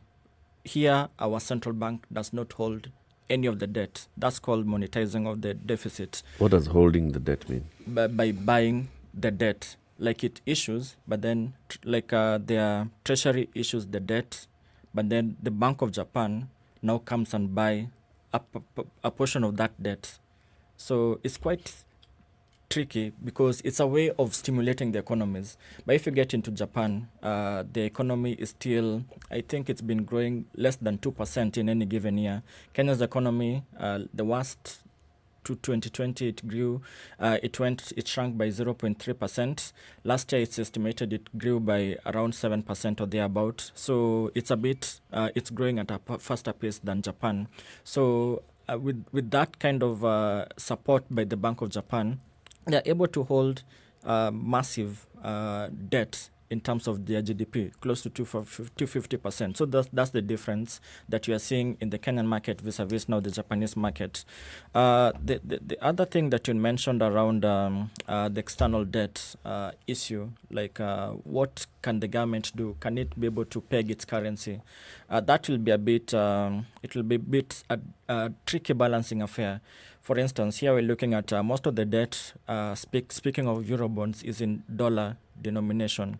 So that means that if we peg our Kenya shillings to the dollar, say at 100, for every $1, it's at 100 shillings. So it means that we might even mimic what the Fed, the US economy, is doing. But these are two different economies. Its growth rate is, say, 4% in any given year. Ours is 2%. It's actually around 2%. It came to 4% last year because of the base effect comparing 2021 vis-a-vis 2020. So that's why it went a bit higher. But having said that, you find that our economy is growing quite fast than what the US economy is. It means that even if the US might, for one reason or another, might want to lower its interest rate, at least to support the economy, even Kenyan central bank will have to mirror what the US is doing. So at least to maintain that exchange rate to be at 100 for every $1, it's at 100 shillings. So that's also the other negative or the downside risk of pegging our currencies to, say, the dollar or what the US is doing, which may not be counterproductive. So, I mean, I think, and there's a question that has come in here, I think just kind of linked into what I wanted to ask, because the question on the minds of many people is that, all right, so all this borrowing that is happening, and because we're talking about being in a debt crisis, all this borrowing that is happening, are we saying unequivocally that the majority of it is going towards servicing other debts? Or are we saying that there are significant tangible things that we can see? 100 billion borrowed from X has gone directly into this and we can actually see it playing out? Or is the country borrowing and it's going to pay? Is that what we are saying? Or can we see things that have been borrowed, that the money has been borrowed for? And that's a great question. And what's on paper, according to the PFM Act, is that whatever we borrow has to go towards capital expenditure. That's the development programs, perhaps doing building roads or doing development activities which will now enhance either the human capital of the people around, or it will also such that they can be able to build efficiencies as an economy. So that's what's on paper according to the PFM Act. But what we are seeing playing out is a pivot from what's actually that. We've had stories whereby even the Auditor General pinpointing that some of the debt that has come in has ended up in recurrent expenditure. For instance, when you come to local markets, we usually hear infrastructure bonds. Once in a while, the central bank, on behalf of the Treasury, issues infrastructure bonds. So these infrastructure bonds, ideally, they're supposed to go to specific projects, be it in roads, water. It used to be quite specific. But then you could find that month that, say, infrastructure bond is issued, say, 100 billion, you find that same month there's a maturity close to 30 billion, which has to be first to be paid from this 100 billion you've received. So clearly that's telling us that a portion of what we call, say, infrastructure bonds or some of this debt that we incur is going towards recurrent expenditure, not even the development expenditure. So if you could get some visibility onto some of the what the commercial borrowing is getting into, at least with the bilateral loans, at least with the multilateral loans, you can more or less pinpoint that it's going to some projects of And would that be okay? I mean, looking at it from a financial economic perspective, if there was all this money that was being borrowed and we can actually see what it's doing, even if we're paying it back and majority of what we get is going towards debt, but we can see the results of what money was borrowed for, would that be okay? And maybe okay is a bit of a rudimentary word to use, but would it be satisfactory? It will be satisfactory. If that was the case. If that's the case. And if I may bring it down to the level of a common monarchy, I mean, you may earn your salary, that's what we could call the ordinary revenue to the government. And then perhaps you might want to increase your business, you might want to stock up your business, and then you go to a bank and then get a loan so that you can be able to expand your business and then can get some returns out of that.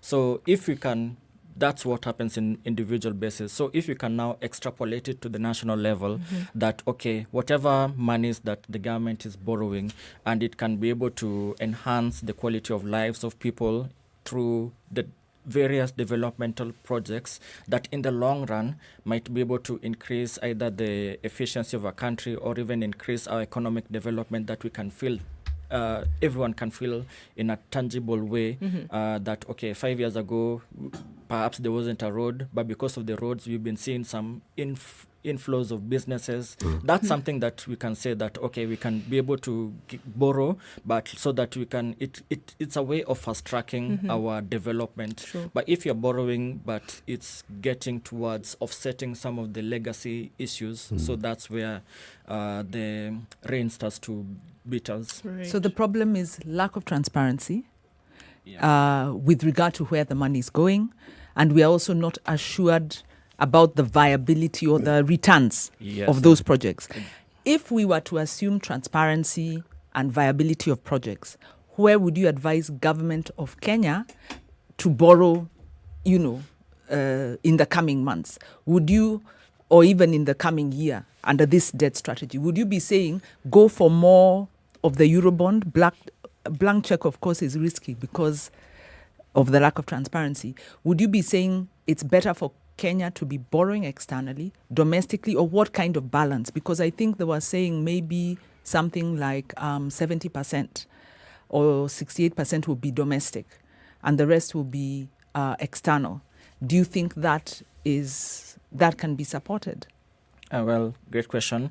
And I didn't even mention this, but one of the budget books, there are various budget books that are usually presented around the budget. So there's one called program-based budget.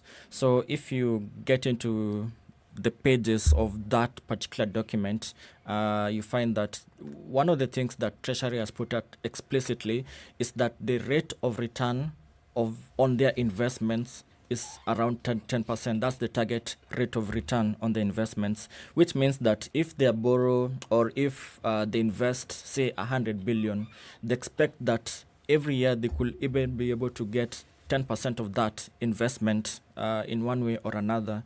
But jury is still out if you get into the various kind of public investments that the government has gotten ourselves. Are you sure that you're getting that 10% return? The answer is, SGR is losing 200, is it 200B? Yeah. Yeah. 24 billion. 200 million? 200 million, say, per month. And then per year is coming to around, it's quite a big number. Losing. I've listened to you. Losing, yeah. And from an economic perspective, I see what you're saying with great clarity. Now, there's an unfortunate situation, however, which is our reality. Economists such as yourself understand, know, with financial people know, understand. But it is not the economists of financial people who actually implement these things. It's our politicians who implement it. So at the end of the day, I even feel it's unfair to ask you how the Mwananchi will actually benefit. Because when we talk about Kenya being a middle-income country, and yet the story, even before COVID, our poverty levels were not going down, and we're a middle-income country. The issue that bedeviled us, which were brought to the fore with greater clarity with COVID, were still there, and we're a middle-income country. So for me, I'm thinking, before we became a middle-income country, we had these problems. We're now a middle-income country, we have these problems. So we have roads, we had roads before. We have telephone. We had telephones before. Greater access to electricity. Are they worth 11 trillion? That's what we borrowed. No, we've not borrowed 11 yet. Well, actually, Wanjiru has that's the estimate. Wanjiru has a valid point here, It's because given the lack of it's 8 trillion. Eric, given the lack of transparency that we have in this, after rebasing the economy, just like Churchill explained. So, if we rebase the economy based on now the current status of the country, so you have greater infrastructure development, you have more expansion of infrastructure, roads, electricity, connectivity, telephony, internet, and all, and that is what caused us to elevate. It may not necessarily mean that people would then now stop. Being poor. They are supposed to. Well, they're supposed to be better off. All these things that we talk about, if there are those returns, 10% returns. The end result has to be human. Roads on their own, of what use are they if human beings aren't using them? Electricity, if we aren't utilizing that particular resource, of what use is it? So if all this discussion, everything we're saying, beautiful as it sounds, and in my mind, the common denominator, the measure for all these things is what we call the Mwananchi. and his situation just keeps getting worse and worse and worse, then my question, what are we a middle-income country for? And then also, Churchill, you haven't answered the question, where should we be borrowing? Or are you saying we shouldn't be borrowing? What's the mix? Okay, let me get to your question first before I get to cities. The mix, as stated in that medium-term debt management strategy, which is more or less what has been playing out over the last couple of years, you find that a huge chunk of it is is domestic borrowing, and even what is expected to play out in the next financial year as per this 2022 medium-term debt management strategy, whereby the split to domestic is 68% against 32%. Still, a huge chunk of it is now getting into domestic borrowing. It's quite the risk for domestic borrowing is now that high interest payments that we pay, double digits on any amount that we borrow. So that's the risk. For external, what sets those interest rates? It's in the market.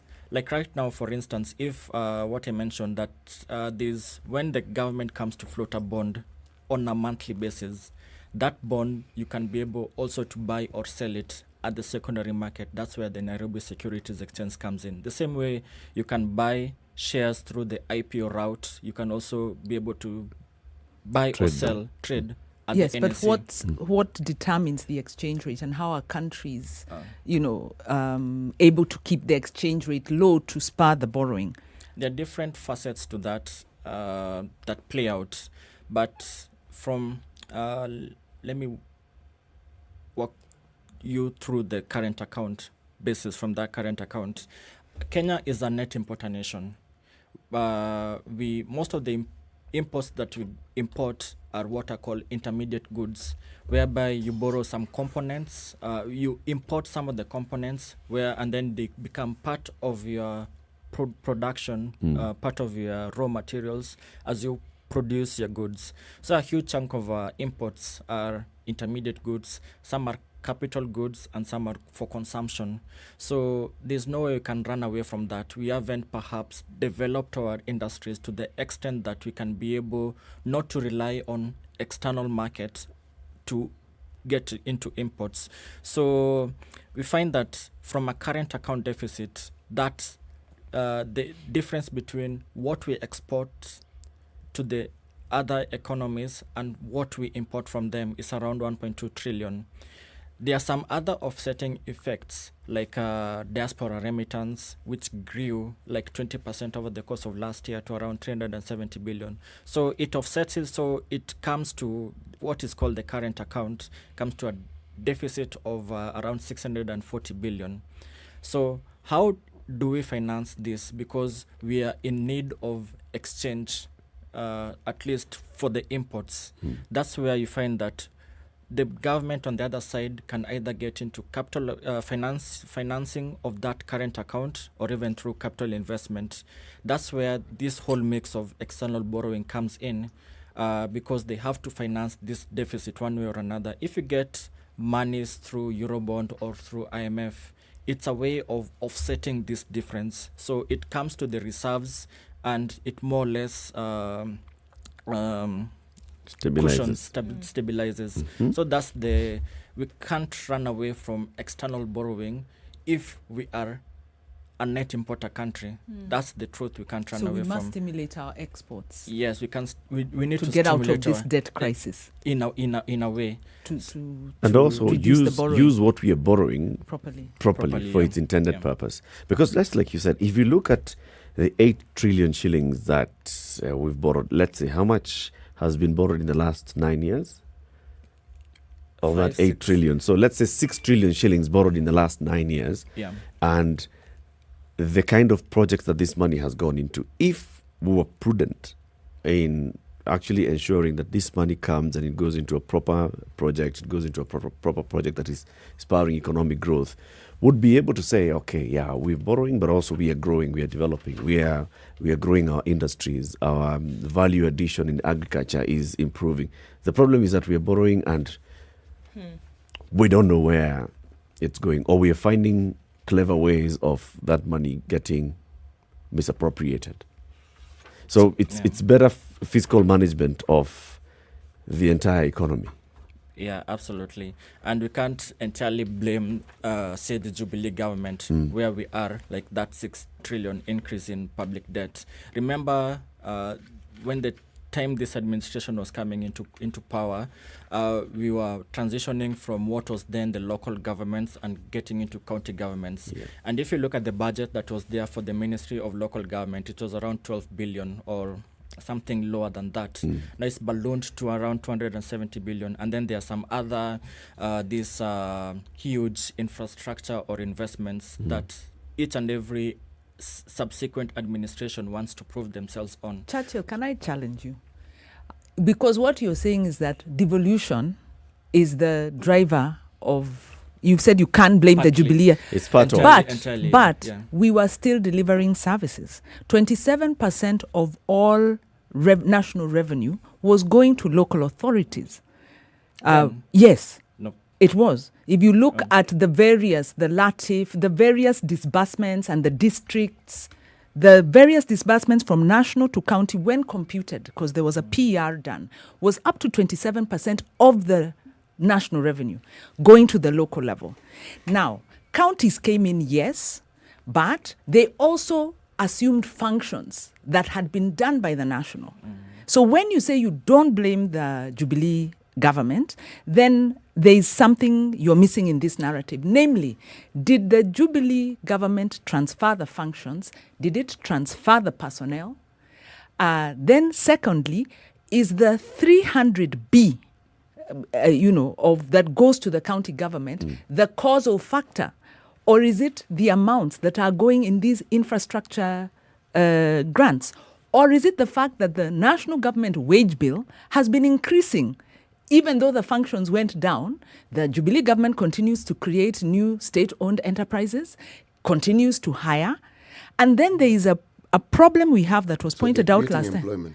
They are creating employment at a cost. If you recall what Dr. Rugo said, unfortunately, the pensions of government officers, the way it's structured, is a time bomb, and that one is compounding, so that even the wage bill is being pushed even further because of the pension. So, to me, I don't agree that we can't blame the Jubilee government. They didn't downsize national government.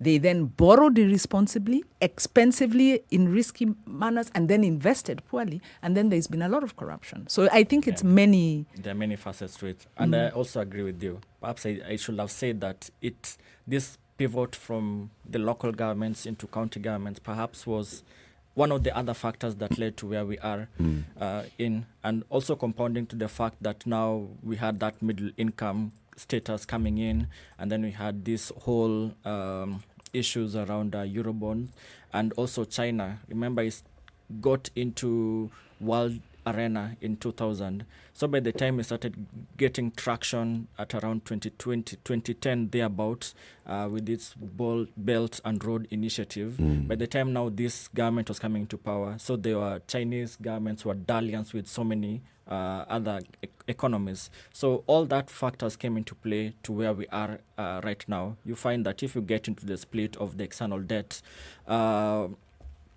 multilateral, bilateral, that's between Kenya and other countries, I think is around 28%, but a significant chunk of that is in one lender, that's China. So that's what wasn't another there. Factor. Yeah, that wasn't there before. Many factors. Churchill, we thank you very much for joining us. And we want to have you again one of these days to continue this conversation, trying to understand where we are at and what then we can do. Churchill Ogutu is an economist. He works for IC Asset Managers based in Mauritius, but he's in the country. And we've been having this conversation on Kenya debt crisis, unpacking the risks. Keep it here for more conversations. In the next hour, we talk to Dr. Timothy Ojwenyi of the Kenya Private Hospitals Association, which way forward with the new NHIF contracts. Good morning. It's 8 a.m.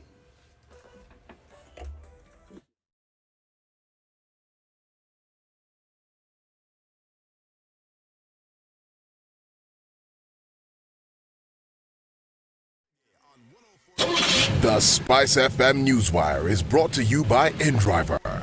Choose your preferred driver, mode of transport, and negotiate your fare to your destination for a safe, comfortable, and affordable trip only with InDriver.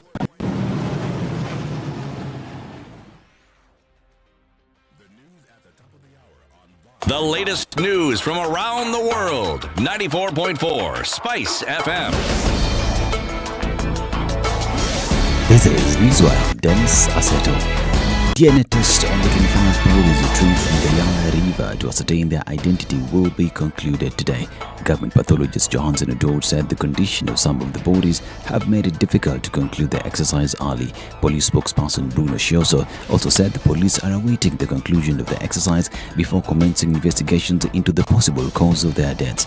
Several families who lost their loved ones trooped to Yala Hospital mortuary to participate in the ongoing DNA sampling of the 25 bodies retrieved from Yala River as a multi-agency team comprising the police, DCI officers and General Service Unit Special Body Handling Unit sought to unravel the identity of the bodies.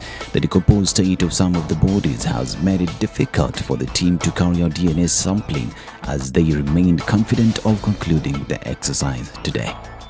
Directorate of Criminal Investigations detectives have arrested the main suspect behind the gruesome murder of renowned football fan Isaac Juma Onyango, who was hacked to death Wednesday night. According to DCI, the suspect Milton Namatse was picked from his house by sleuths based at Mumias after preliminary investigations linked him to the murder most foul. It is said that Juma and his family had just taken an evening meal at their home in Ebuyenjere village in Mumias when his killers struck.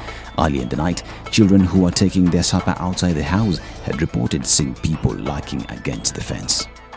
Now, Chief Justice Martha Koome has assured judicial staff of security after a team of court officials stationed at Garsen Law Courts in Lamu County were shot at and injured by suspected Al-Shabaab terrorists.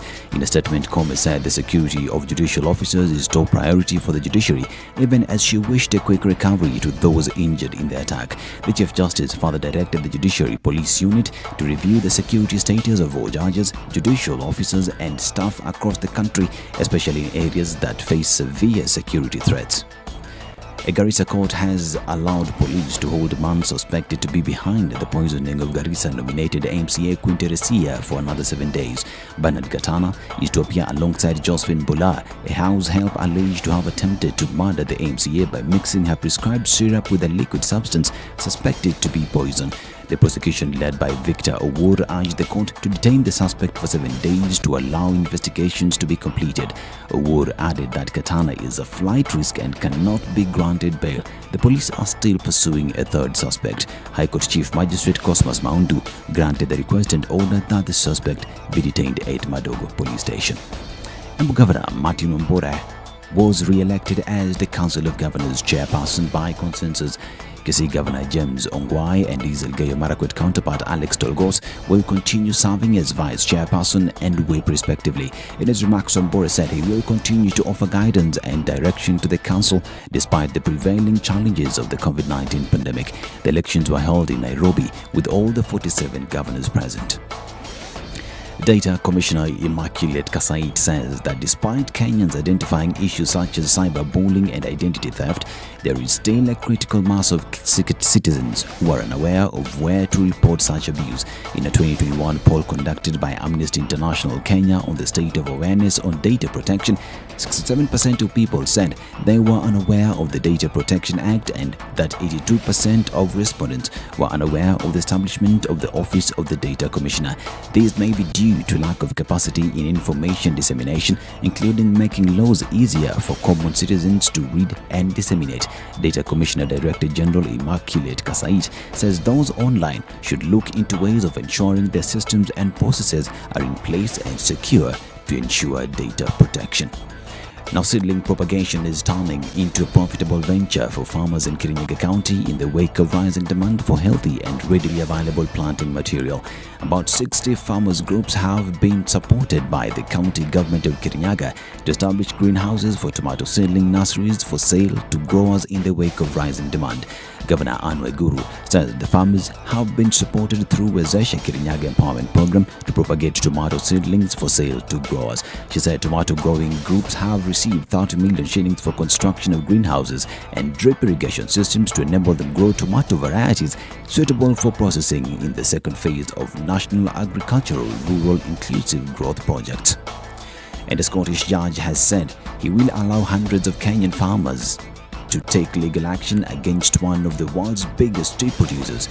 The workers are current and former employees of Finlay's, a multinational company which was founded in Scotland in the 18th century. They claim conditions on Finlay's tea farms in Kenya damage their health and are suing for damages in the Court of Session in Edinburgh. Finlay's opposes the action. This is Newswire. I'm Dennis Aseto. Good morning.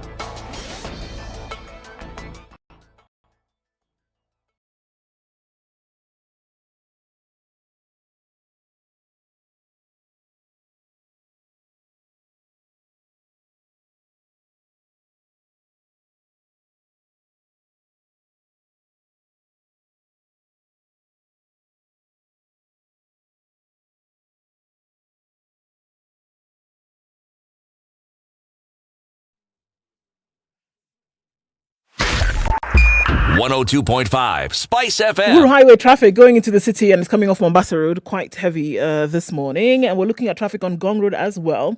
Different parts going into that whole Hurlingham area very, very slow. Jogo Road and that entire industrial area circuit also continues with traffic today. All right, Thika Superhighway giving it off heavy this morning, all the way from now easily Safari Park out towards the city centre, and we're also looking at traffic on Kiambu Road. Not so bad now, getting better a few minutes after 8 o'clock. Coming off Mombasa Road is a breeze. It's great this morning, but knock on wood, let's not say it too loudly before she realizes. Okay, where else are we looking at traffic this morning? Not too bad in most parts. Outer Ring is looking pretty good. The bypasses, guys, use them. They'll help you out this morning. Let's talk on SpiceFM KE on Twitter and keep things moving this morning.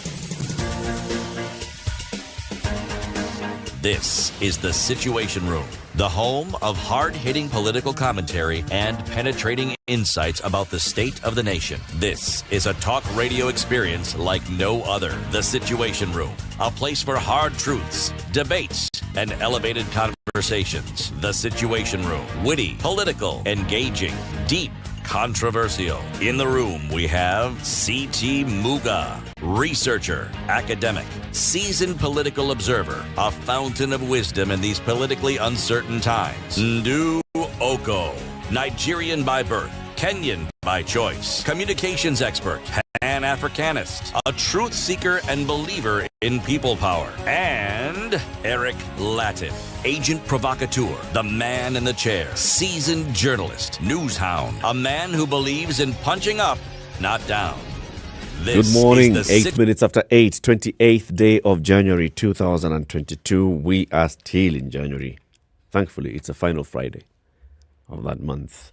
This is Kenya's biggest conversation, The Situation Room, on Spice FM, online, YouTube and Facebook, Spice FM KE. And for the next 1 hour, we are also live on KTN Home.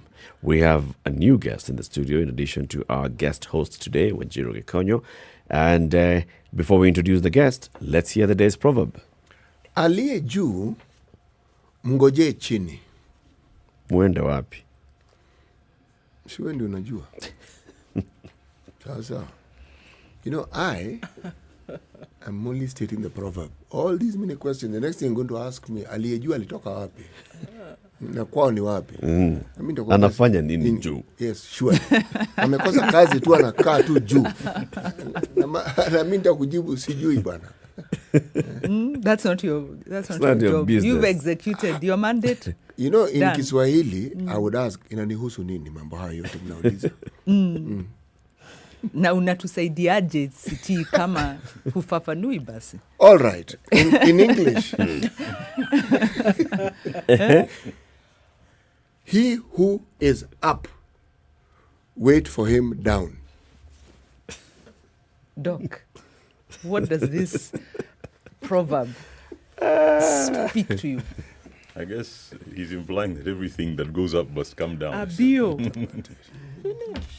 I can see. I'm a majority of one.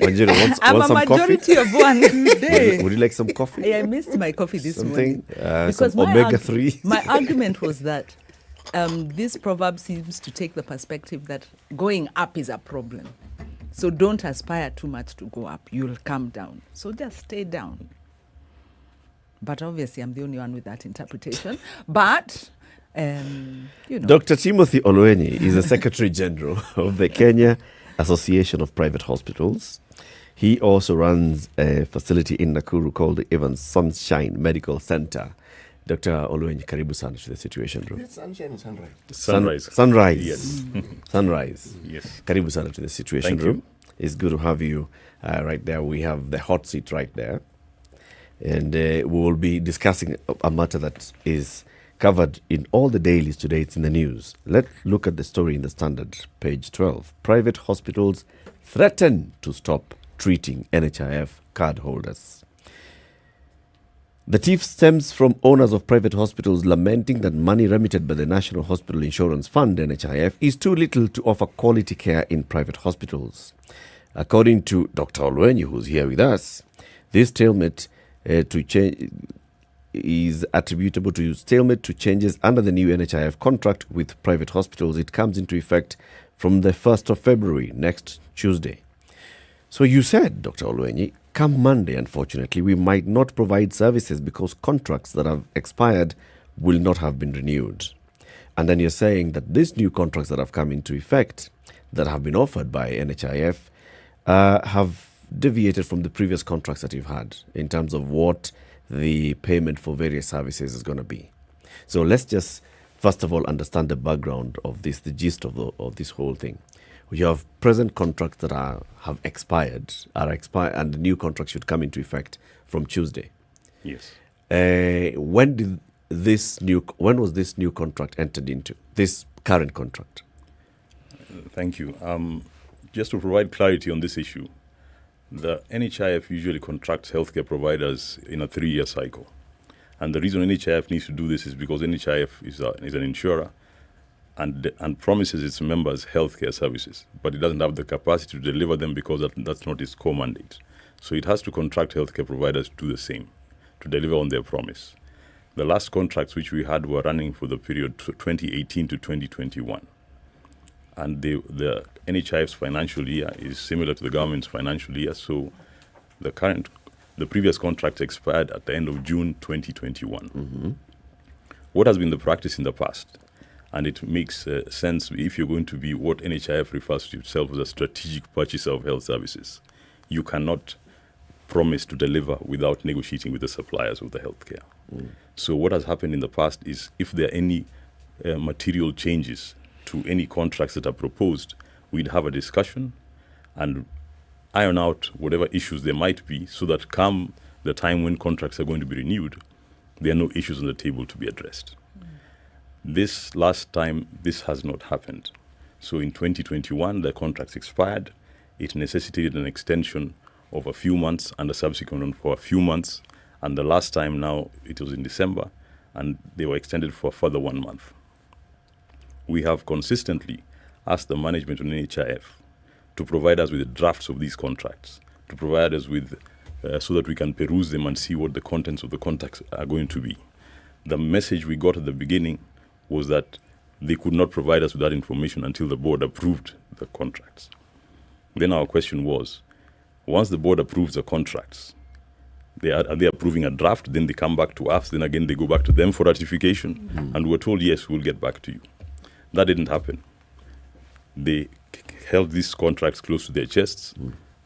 They went to the board. Apparently, they were approved. And the next thing we had was our providers being sent contracts individually and at random because, for example, in my facility, we've not received a contract to date.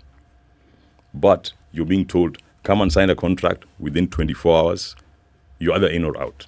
Mm-hmm. Some people were being even summoned to bring their lawyers to hotels to sign contracts, a 100-page contract which you've not perused. So we said this is not right. On 22nd of December, we wrote to the CEO. This was our association, together with the professional associations, Kenya Medical Association, Kenya Dental Association, and another association which represents primarily rural hospitals called RUFA. Mm. We said, as far as we're concerned, we have not seen this contract. So our advice to our members is we cannot sign those contracts until we've perused them. We give you our position, we negotiate as we've done in the past. That again didn't happen. So come the 31st, we had an extension for 1 month. No stakeholder participation and engagement has occurred that is meaningful. We've been invited for Zoom meetings where we've got slide presentations where they talk about many policy issues in terms of what the packages involve, but there is no substantive issues, there is no pricing, and so on attached. When we ask to be sent these presentations, we say, as usual, they have not been ratified by the board. So finally, we got a meeting, the first meeting, which was on Zoom, which is not our choice, because I don't think it's an effective means to be able to engage on a wide range of issues like what was on the table. We were told that within 2 days, we should present what our position is on the legal issues. In terms of the pricing, we said we needed more time because when you talk about, for example, procedures, all the medical procedures under the sun, you cannot discuss that a line-by-line item and each of them discuss their costing and pricing within a few days. Yeah. So I maintain that much as we are talking to you on this, there is not sufficient time for us to effectively engage on this issue. Subsequent to that, we had a meeting where we presented our concerns about the various legal issues. They were supposed to get back to us. At the meeting, they said, and this is expected, they said, there's too much content here, we can't respond in this forum. We'll get back to you. We were supposed to have a meeting a few days later regarding the pricing. It kept being postponed, and now we're back to, again, giving providers contracts and telling them take it or leave it. So that is where we are. Okay. Dr. Olweni, what are we looking at now? What are we looking at as the core issue of this supposed standoff, right? Are we saying, as you have told us now, that the issue is new contracts have been crafted or drafted, yes, but you are not aware of the contents of the contracts? Or are we saying that, as maybe by guess, that you are being asked, as has been reported in different platforms, that there is an issue of costing, which private hospitals are saying they're not going to be able to do? For example, 3 sessions of dialysis for a certain amount of money, and there used to be 2 previously. So what's the issue here? Core issue. Contracts have been drafted, we are not privy to the information, or we're being asked to offer services at the same price that we're offering for them in the last tranche of time. Now, in response to your question, there's a myriad of issues. Firstly, I would like to clarify what has appeared in various sections of the media, both mainstream and alternative. This is not necessarily a payment dispute. Some people have made it look and said that NHIF, we've got an issue with previous claims and so on. This is not a payment dispute. That I'd like to clarify. Secondly, we're not denying anybody service come Monday. We're just not going to be able to see them because we've not been contracted to provide the service. There's a huge difference. If we had a contract and people are coming in and denying them service, that is denial of service. Here, NHIF has actually not yet contracted us. And a contract, we can't be forced to enter a contract which is detrimental to our well-being as organizations. So that contract, there's no discussion that has been had. Thirdly, there are various clauses which are just unpalatable for us. Firstly, we have got, they have changed the categorization of hospitals. In the past, we had various categories, whether they were public hospitals and private hospitals, and some which would over what they referred to as comprehensive services. Comprehensive services meaning that you provided the entire range of services you're contracted to provide, but without any additional fees being levied to the beneficiary. And then you had other private hospitals where we were allowed to co-charge for various services. So now they've said, we want to simplify this. We want to have only 2 categories, comprehensive and non-comprehensive. However, even under the comprehensive contract, when you look at this, what the contract they have titled as comprehensive, they have again sequestered a set of services and said, you are non-comprehensive. In other words, you're allowed to co-charge. But for these services, you're not allowed to co-charge. And they've said for surgical services, for radiology, surgical, radiology, and I think there's a third category which I forget. And dialysis. And dialysis. You're not allowed to co-charge, meaning you must provide that service at the fee we have quoted on the contract. If you ask for any payment from the patient, you're in contravention of the contract. Yes. Then becomes the issue of the dialysis you're saying. They were paying 9,500, which already was a concessionary rate, which private hospitals, for example, agreed to provide service based on the issue that we were going to get volumes. So economies of scale were going to be in operation. Then they've lowered the price to 6,500, which doesn't even meet the absolute cost of the materials, leave alone the professional service or the infrastructure. It doesn't meet that cost. Then they are saying you cannot charge any additional amount. That doesn't make sense. So at the end of the day, what's going to happen is you opt in or you opt out. If we opt out, what happens? And I must emphasize here, our primary concern is for the patients who are accessing these services. If you have a patient who is not going to be able to get dialysis for a week or two, because much as I had somebody from the Ministry of Health talking yesterday on TV and saying that 90% of the services are offered in public hospitals anyway. So by implication, he's saying private hospitals don't matter. First of all, that is factually incorrect. Private hospitals offer up to 50% of the healthcare services in this country. So for you to say that dialysis patients overnight are going to be able to move and transition from private hospitals to the public sector and get that service is unrealistic because they don't have the capacity. Dr. Luen, can I ask from a point of view now of access to healthcare? Yes. And especially for those who aren't able to afford the 8,500. 9,000. Oh, the 9,500. If you look at it from an access to healthcare point of view, the government, there can be an argument that, number one, have private hospitals been overcharging? There have been cases of overinflation, exorbitant charges on medical procedures. We've seen stories coming out in the newspaper of this. So could this be an attempt to rein that in? Second is who is able, if government is pegging it at 6,500, there must be public hospitals able to offer dialysis at that rate. And how come they're able to offer at that rate? And what can private hospitals do to offer at that rate? I think the third point is, could government be trying to move out of private hospitals? Might they be trying to move into supporting the public sector to come up? Because we can see, for instance, a lot of patients going to India because healthcare provision is just too expensive. So what about access? Where is the citizen in this? Is there an overcharging happening? And is there a lesson also for the private sector? Of course, stakeholder participation should be there. Of course, the benefits package should be well negotiated. It should be standardized.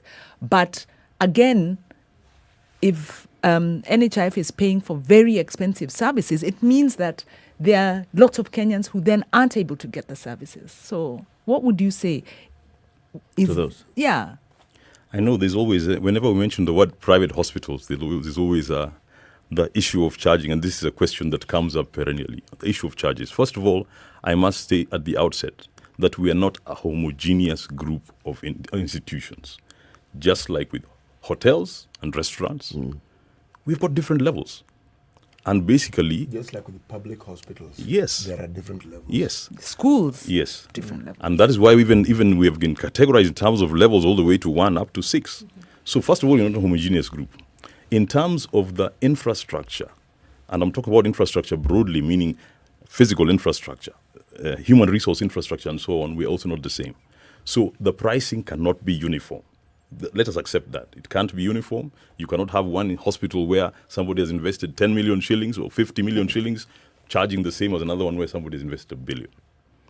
And people plug into whatever level they want to plug into, and that's how private institutions work. So once we have agreed that there cannot be no uniform charge, then the issue of overcharging becomes almost will not apply. So there can be standardized charging. Or can government then say that we will pay up to this much? So these others are for those people who can pay. We're on the so same that access can... Exactly. And that's what the issue of comprehensive versus non-comprehensive is supposed to be. First of all, we must agree that the National Health Insurance Fund is a members' fund. It doesn't belong to government. Members are the ones who have got a say in terms of where they access services and what benefits they get. NHIF's role should be to determine that we will be able to provide you these benefits up to this extent. If you want to go to a hospital that charges more than that, then you will have to top it up.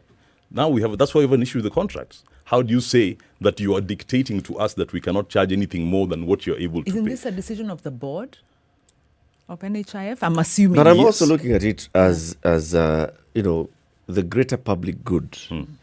when a patient is unwell and they require dialysis, it doesn't matter their financial status.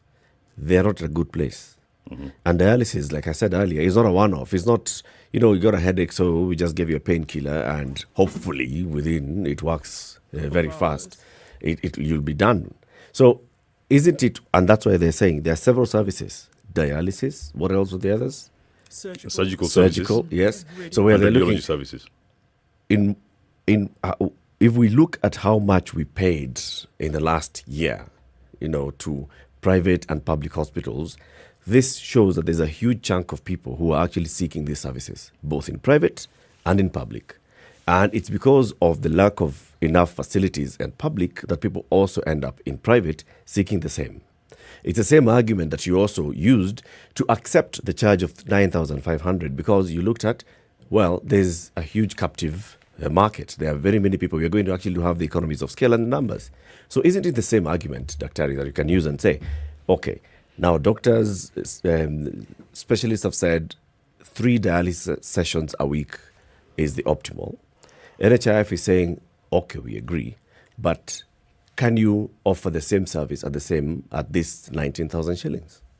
But that has to be subject to negotiation. It cannot be one of those take it or leave it arrangements. And that's where they're going wrong. They need to sit down with us and tell us our rationale for coming up with this figure was this. We tell them this is what we are incurring in terms of this cost. So even for you to meet costs, we have to meet at some point, isn't it? The challenge we have here is these arbitrary unilateral decisions cannot work in this healthcare system because we are not subject to the control of NHIF directly. One thing that people must remember in this country is that private hospitals insist because there is a need for them, isn't it? We don't just exist because we wake up and say, let us. We are providing a service, and Yes. that's what people forget. That's true. Secondly, you must remember we provide massive amounts of employment in this country. The government, first of all, is not even able to absorb the number of healthcare workers who are being churned out by our institutions. We provide employment. We pay taxes, isn't it? Yep. So let us not look at private investors. And for us to be able to encourage investment in this space, there has to be policy stability. And this is one of the biggest problems I have. How were the stability, previous negotiations working? Because that's one thing that you say is fundamental to this entire thing here, that you're not necessarily having an issue with whatever the case may be, but can we sit at the table and see then how we can work it out? So this would be the only year in the last 4 or 5 that they have not called you to the table and said, okay, this is what is actually going into the contract. Number one, why do you think that they haven't called you to sit at the table? And number 2, how would you go about it previously? Is it, look, this is what I have to offer, or we can't do that. Can we shave off a shilling here or there? How would it previously run? Previously, just like in most other contracts where people deliver service, close to the expiry of the contract, we have a sitting. We say, we've almost come to the end of this cycle. Let us have a sit. What has the experience been? These are the changes we're proposing. What do you guys think? We want to adjust this pricing in this manner. Will this work for you? That's the kind of discussion we always have, and we have it prior to expiry of the contract. I don't want to speculate as to why we've not been called to have meetings this time, but I'll state 2 facts. One is that NHIF Act has just been gazetted yesterday. All right? Yep. The thrust of that act is to, first of all, broaden the base of subscribers. So the number of people, it has actually become mandatory now that people must have NHIF. Yes. So already contributions have gone up by basis of that alone. Yes. All right? So we're getting more money. That is a fact. And members have increased. Yes. Members have increased. Not all That means- contributing at the highest level, though. Yep. Yes, not all contribute at the highest level, but regardless of how you look There's at a it, contribution. So it could be conceivable that this action is to broaden the base, bring more people onto the fund, and to do that, then the services, the packages, have to be at a more affordable cost. Sorry, just repeat what you've said. Yes, by government seeking to get more subscribers onto NHIF, more beneficiaries, it means that you're bringing a lot of people who are not benefiting from NHIF are the poor, who aren't on NHIF because they can't even afford the subscription. There's a lot of Kenyans, by the way, who don't even seek medical intervention because they can't afford. And so NHIF really is to try and ensure access to health for everybody. Now, what it means is they want to maintain quality at a price that can be afforded. So could this be an issue of trying to get the price right so that more people can come on board and The discussion stakeholder engagement is critical, should have been there. It's a constitutional principle. But the principle also of getting more people onto the NHIF, getting the service more affordable is important because health services are driving people into poverty. That is Health in Kenya is bankrupting people. People pay more than their annual income in healthcare. It's not, a country can't grow in the state we are in. Dr. Respond to this after this break. Let's take a break at 8:30. Kenya's biggest conversation on SpiceFM, KTN Home, and the YouTube and Facebook. Our guest is Dr. Timothy Olwenyi. He's the Secretary General of the Kenya Association of Private Hospitals. This association, with the Rural Private Hospitals Association and the Kenya Medical Association and the Kenya Dental Association, have released a statement which they are raising concern about a new contract from NHIF that's due to take effect from the 1st of February, next Tuesday. And many of these private hospitals have not signed a contract, and they're saying, okay, we're going to have a crisis because people will be coming to hospital holding an NHIF card, and they'll be saying, we don't have a contract with NHIF, so we cannot really offer you the service on the basis of what you're holding. This is a strong conversation. Let's take a break. We'll be back shortly to continue. This is the Situation Room, the only way to start your day. This nation has never healed genuinely from the 2000-2008 violence. We've never had a healing process. We've swept it under the rug. Let me tell you, the handshake was the most disastrous political event in the history of country after the coup attempt of 1982. There's no Kikuyu pothole, low lack of water, or Kamba, lack of traffic. Yeah. There is no Luya lack of drugs in the hospitals. Or Jaluo one. All our issues are the same issues. If you are in a room and just about everybody in that room has a court case or another, what impression does that give you? What are you saying? Why haven't you done it in the last 20 years? But they're telling us, like August, some miracle is going to happen. My friend, I want to tell Kenyans you'll be in for a rude shock. The Situation Room, Kenya's biggest conversation. All right, the sun's out in Nairobi this morning. We'll see highs today of 28 and lows of 16. Let's look into Nyeri, where it's mostly sunny at 15, highs of 28 and lows of 12. Nakuru will see highs of 26, highs of 28 today. Sunny conditions throughout and lows of 14. Eldoret, sunny at 17, highs of 25 and lows of 13. We're looking at sunny conditions in Mombasa at 26 with highs of 31. 31 will also be the high in a sunny Malindi, and it's sunny in Kisumu at 23. We'll go to highs of 30. 30 will also be the high recorded in Kakamega, where it's currently sunny at 23. Take a look into Kampala, where it's mostly cloudy at 21, highs of 29 and lows of 19, while in Dar es Salaam, mostly cloudy now, beckoning rain, highs of 31 and lows of 26. In Joburg, it's raining, and it's been so for some time. 25 will be the high and lows of 16. Raining in Lagos as well at 25, with highs of 34. We'll see lows of 24. And it's sunny in Kinshasa at 22. That will be today's low, going to highs of 33.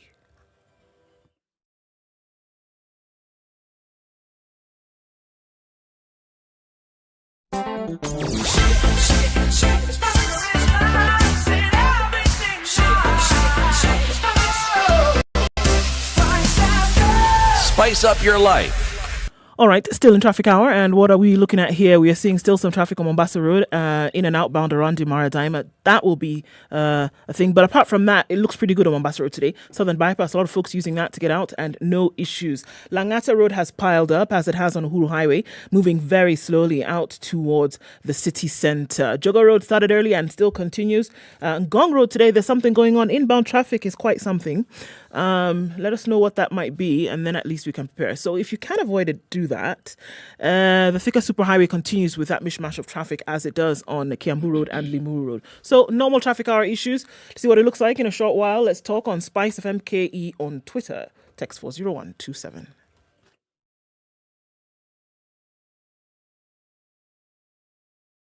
Spice and everything nice. Spice up your life. Mature, intelligent talk every morning. Spice up yourself.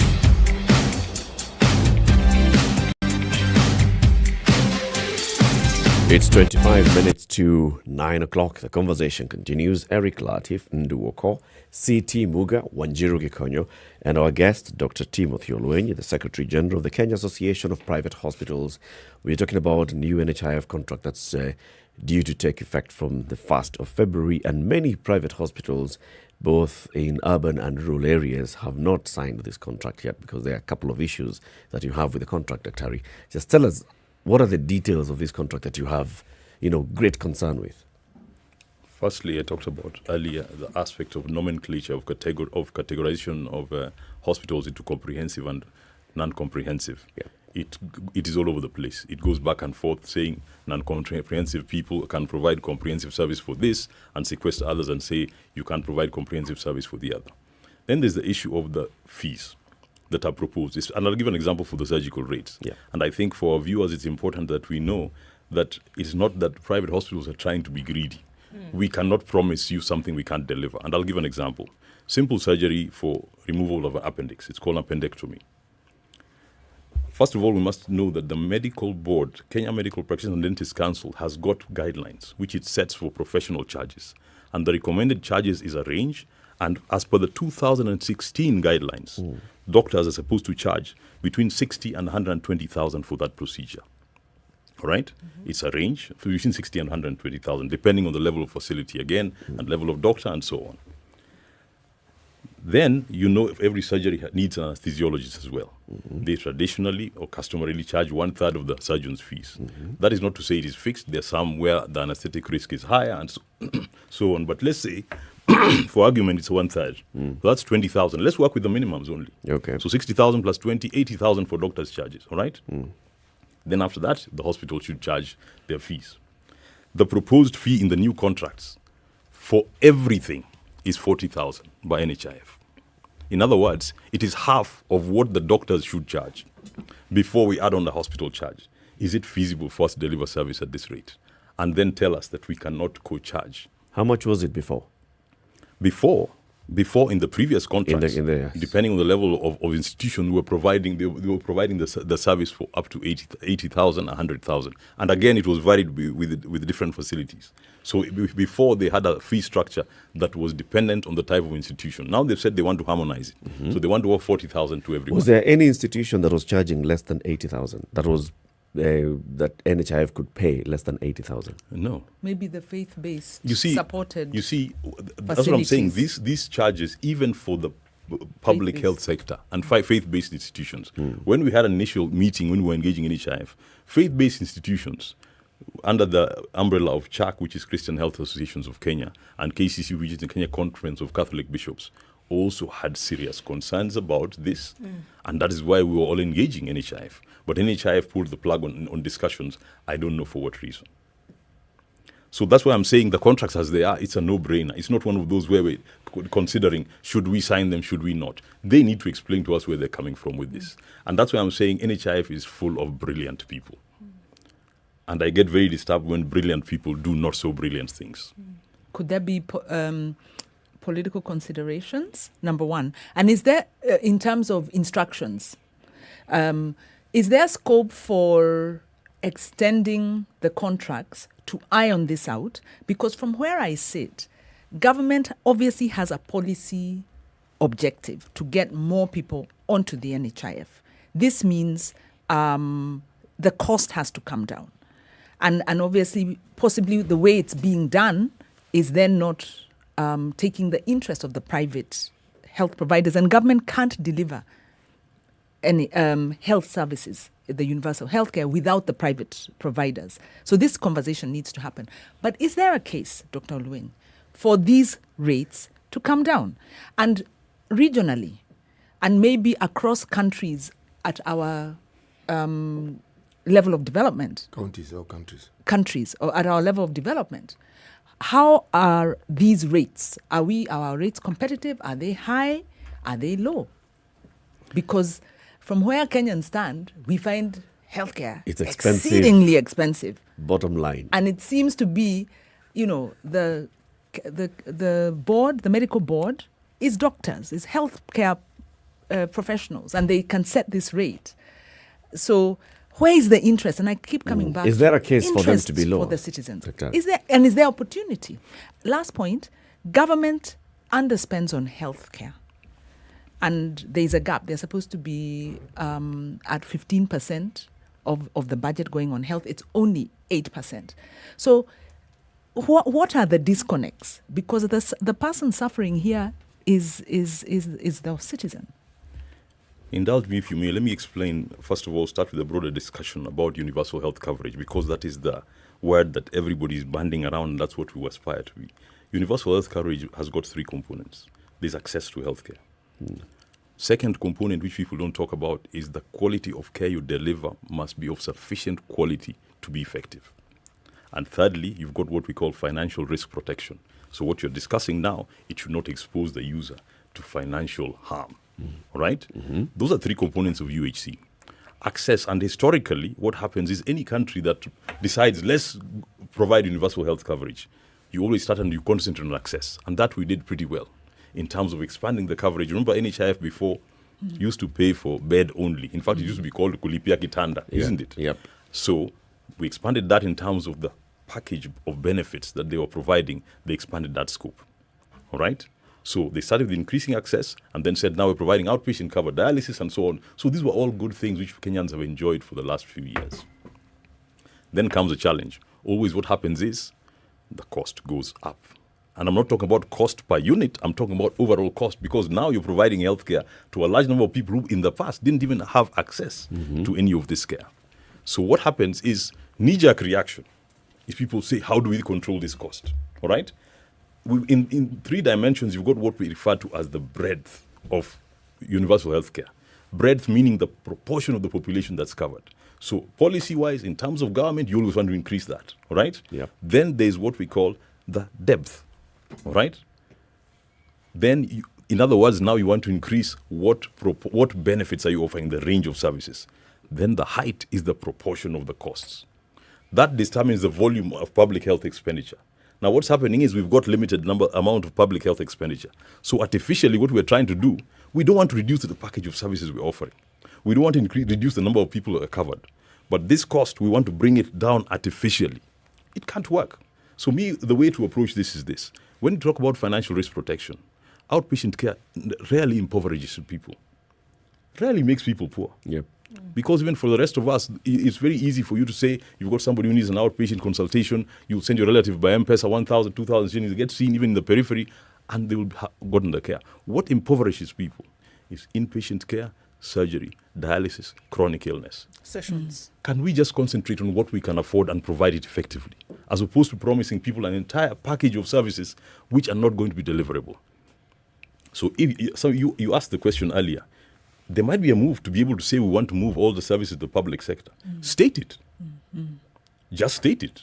As opposed to trying to tell private hospitals that offer services at rates that are not sustainable, that are impossible, state it. But one thing I can tell you, with 50% of the services being offered in the private sector, if you move all the services to the public sector, forget about UHC. But is there a case to lower Yes, the costs? and we already have in the past. Let me tell you, even the previous rates that have been in operation for the last 3 years have been concessionary rates. And the reason for that was we make marginal profits, but because of the volumes that NHIF was delivering, people were able to stay in business. Okay. Especially for those people in rural areas. And that's why I'm saying that the rural private hospitals are in a dire state because their business model is dependent on NHIF. Yes. People don't have the ability to pay. So what we are saying is, if they cannot be able to provide the service that they have in the past, they're shutting down. And these are people who are providing service to medically underserved populations. So you'll have people who not Can able I to ask a access any direct service. question, Dr. Ari? Yes. Is it not possible to provide the 3 dialysis sessions for 19,000 shillings? It's not possible. Why? What's In it government cost? service, it can, let me tell you, because they get funded by the exchequer. In public facilities, it can possibly. It's They get subsidized. funded by the exchequer, they get their supplies from KEMSA, and so on. So, first of all, the unit cost for all the supplies is much lower. They don't have an expenditure on payroll, they don't have expenditure on other infrastructure. Private hospitals don't. So, it's not possible. How much does it cost you per unit for one dialysis session? Depending on the institutions that you talk to, and that's why Kenya Renal Association have done a lot of work on this. And I think the figure that came up was had to be a minimum of 8,000. But that's why I'm saying we need to sit at the table and talk. This thing of saying shoving figures down people's throats and saying take it or leave it. It's not going to work. Taking all factors into consideration. Okay, so come Tuesday, with the state of things as they are, with the current status quo, what happens on Tuesday? Because you know how many people are visiting a facility on a given day. And I think this lends to now what Wanjiru is saying here. What happens then on Tuesday? Things remaining as they are currently. What happens on Tuesday for people who are showing up to hospital with their card and are not able to access services? Earthquake number 2. No, we don't want to go that direction with Anyway, human lives. no, Actually, that's said on a light note. What I'm saying is this. What I'm saying is this. It's a reality of it. I mean, let's not even cost it. I mean, because if somebody comes to your facility and they have NHIF and they're not able to pay directly, you'll basically tell them, sorry, I can't offer you the service. Is that not what you're saying? I am hopeful reason will prevail and the contracts will be extended like they have been extended for the last 7 months. That's what I'm hoping. It's 7 months. We've been extending them since July. So extend them further to allow for and engage us actively so that we can hammer out an agreement on how to be able to provide service. Is this what happens with the other insurance providers? Yes, exactly. Pick Aeon, Minet, Jubilee. Exactly. Do they come to all the facilities and say, come, because now we have X number of members who have taken up this insurance policy, so let's have a conversation? First of all, do they talk per association or per facility? The private insurance industry actually has harmonized a lot of the contracts that they have through AKI. So they basically have a standard contract. And the contract, in effect, says it sets rules in terms of how we're going to engage, but in terms of the pricing, that is negotiated per facility. And in fact, they usually offer it based on the prevailing prices at that facility. They can come. And based on volumes, for example, they can also sit down and say, you know what, we need concessions on this and this and this. You reach an agreement at that level. But it has to be something that is feasible. So discussions do happen even with the private health sector. And that's what we're encouraging with NHIF because they're in the same predicament. They promise people healthcare services. They don't have the capacity to deliver it. So you have to negotiate with your suppliers of healthcare, which is the providers. You know, the thing that I find interesting is that the bottleneck seem to have been perhaps NHIF not having enough resources to meet the needs that are required by their members. But with the discussion and the realization of more members coming in, that cannot be presented as a problem. Now, when you say you are able to, well, you're willing to have these discussions, the question will be, what is the minimum that you are going to be willing to accept when you negotiate?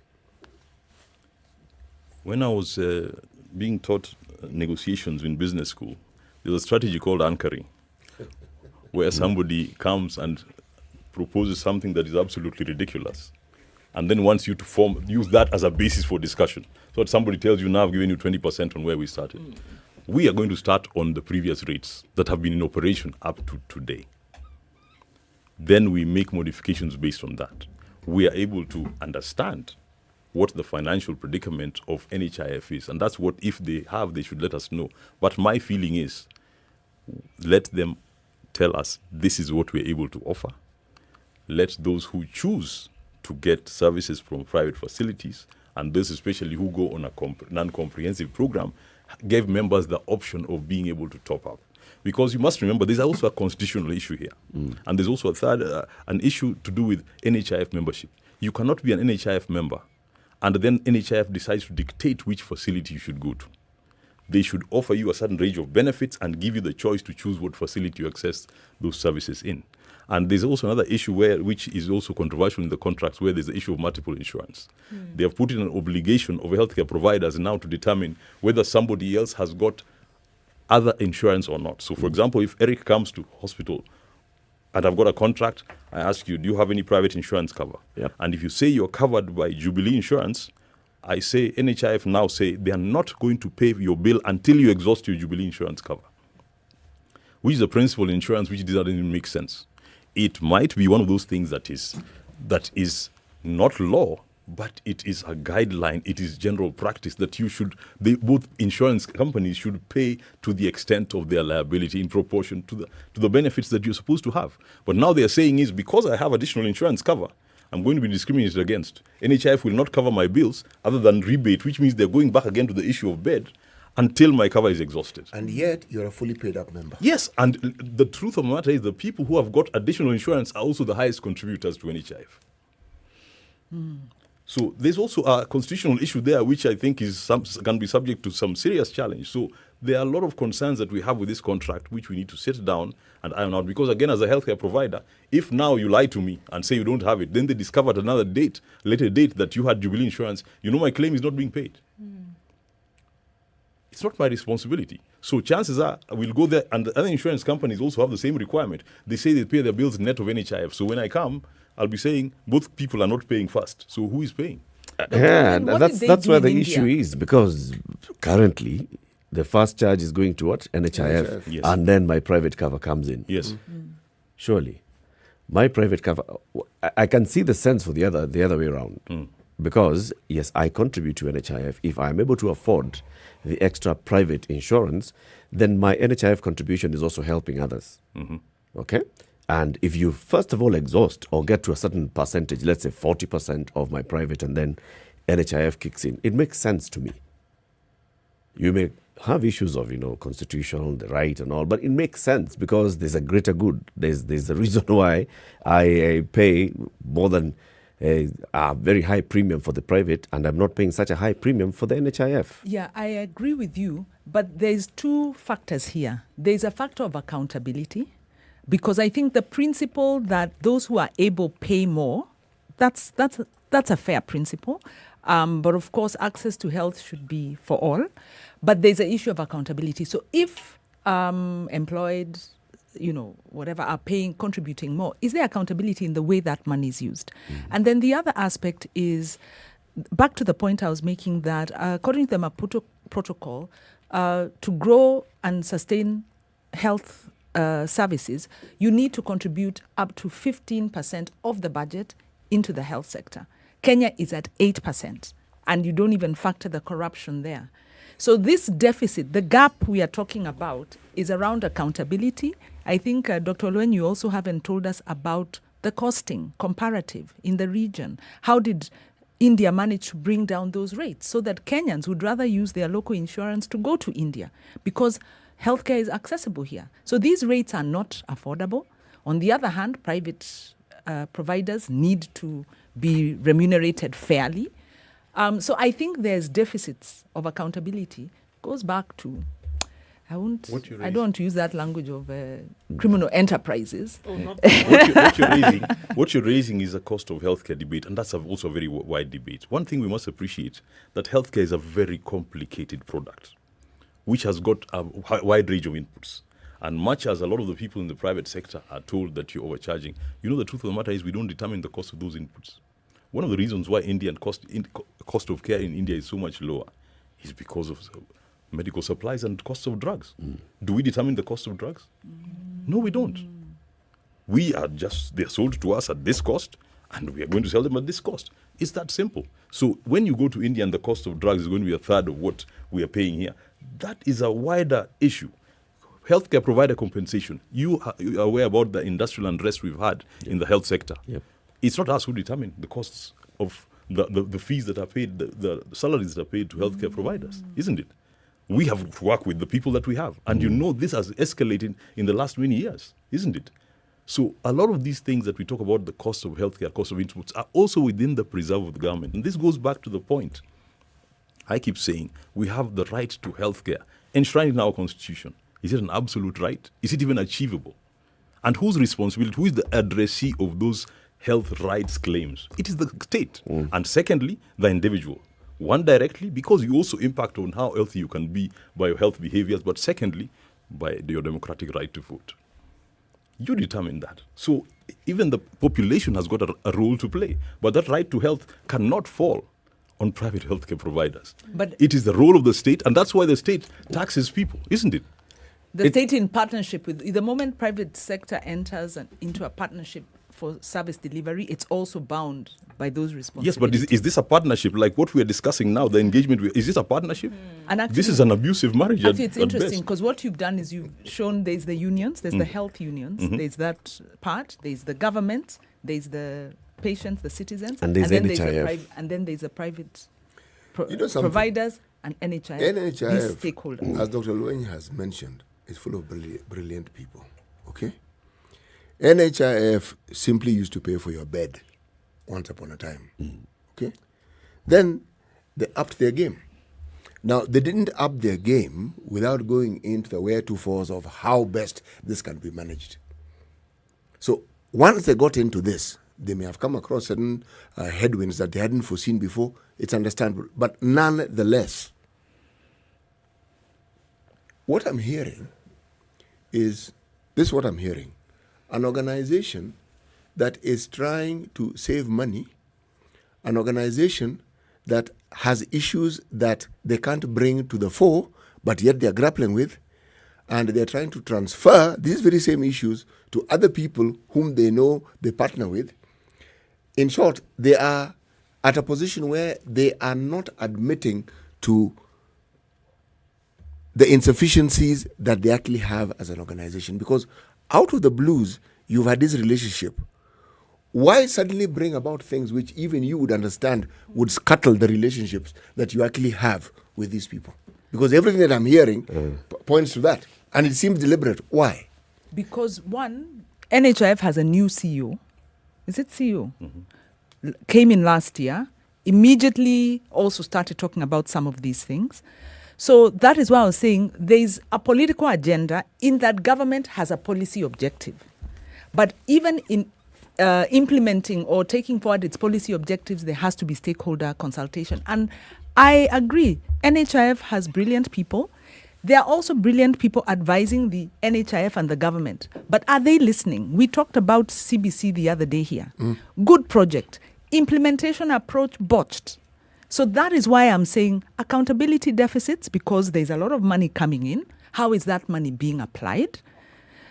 But also this political, kind of agenda of we need to score a point, we need to be seen to do this. You have to move with the stakeholders. I think, just like the doctor said, there is breadth, depth, and height. NHIF only deals with the height because it's about purchasing the service. The breadth and depth is the state and county government, national and county governments. And the conversation they are not having, they are not engaging on, okay, so how do we make sure that there are more health facilities that are closer to the people? How do we make sure that people don't have to travel far? How do we make sure that people know about their primary health and they're taken care of at that level? If we don't have those conversations at the same time, we'll always be left to have the conversation of the height, of the cost. And the cost will be the government facilities will not be talking. It's the private healthcare providers who will be talking, but we are not going to move. And just like you said, UHC is about those three. So it's important that you raise the issues that you're raising. Then we also focus the attention on who needs to be responding and who needs to be acting. What do they need to do? The Afia Mafia House needs to tell us what they are doing with the documents that they have on UHC on expanding access to healthcare. Why must people be going to 50% of the services being offered by private? Is because government is not public. Public is not doing. Public is not meeting. And if public and private are not, if government is not working with private to expand even the facilities that they have, to make sure that they're getting, for example, concessions, so that Dr. Oluenyi can open up satellite facilities in conjunction with the government, we're not talking. Am I saying? Yes, I'd mentioned the aspect earlier, in fact, about policy stability. And you have to have an environment where investors are comfortable that you're going to have this policy today and it's going to be in place for a reasonable amount of time for them to be able to make any meaningful investments. I've given the example about, for example, you're in a peripheral area, in a far-flung area of this country where there are underserved populations. There's a need for healthcare. They could not pay for it, and now because of the NHIF, the social health insurer, being able to pay for it, you invest and say, now I'm able to provide this. Then all of a sudden, the rates that you're being paid drop to 50% overnight. Yeah. Dr. Let's talk to you on Tuesday when people come to your facilities and we're seeing now what will be happening. I'm hoping we won't get there. Thank you very much for joining us today. Dr. Timothy Oluenyi is the Secretary General of the Kenya Association of Private Hospitals, also runs the Evans Sunrise Medical Center in Nakuru. Thank you for joining and speaking to us.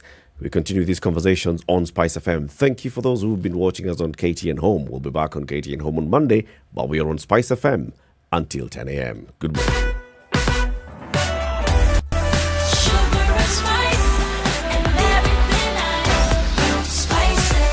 Spice up your life. The Spice FM Newswire is brought to you by InDriver. Choose your preferred driver, mode of transport, and negotiate your fare to your destination for a safe, comfortable, and affordable trip only with InDriver. The latest news from around the world. 94.4 Spice FM.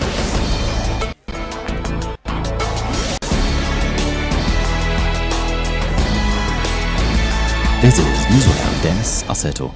Security chiefs will today meet with President Uhuru Kenyatta at State House, Nairobi. According to State House spokesperson Kanzadena, the meeting will be attended by regional county commissioners, police commanders, intelligence officials, and county commanders.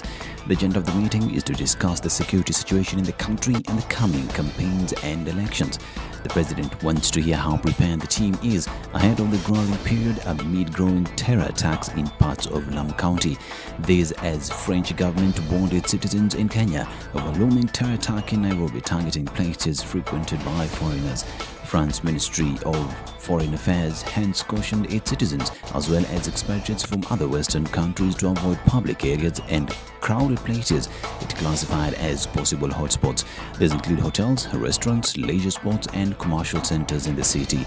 The German embassy has also issued a warning that over the next few days, its citizens in Kenya should pay special attention when out in public and be alert. DNA test on the 25 bodies retrieved from Yala River to ascertain their identity will be concluded in the next 24 hours. Government pathologist Johansson Odor said the condition of some of the bodies have made it difficult to conclude the exercise early. Police spokesperson Bruno Shioso also said the police are awaiting the conclusion of the exercise before commencing investigations into the possible cause of the deaths.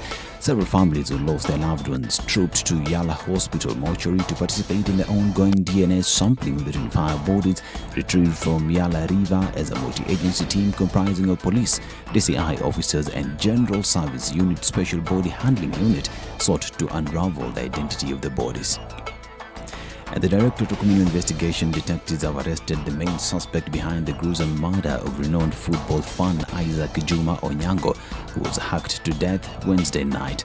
According to DCI, the suspect Milton Namatsi was picked from his house by sleuths based at Mumias after preliminary investigations linked him to the murder most foul. It is said that Juma and his family had just taken their evening meal at their home in Ebuyenjere village in Mumias when his killer struck. There is need for strategies to ensure the implementation of the law to protect important information of Kenyans online. Labour CS Simon Chidugui said the number of Kenyans using the internet has increased, especially now that the world is dealing with the effects of the COVID-19 pandemic. Speaking on KTN News Transform Kenya program, the CS said working behaviors in the country have changed, with many public and even private institutions employing different strategies that have seen tasks tackled online. And when we are looking at ICT, we need to look at private data protection. We need to look at privacy of personal data, because that is now going to have so much information out there. And as government, we would want to enact that environment so that we transition. Chiragui, however, expressed concern about Kenyans working in formal environments, saying it could be difficult to track them as there is no clear data on the jobs they do and how many people do them.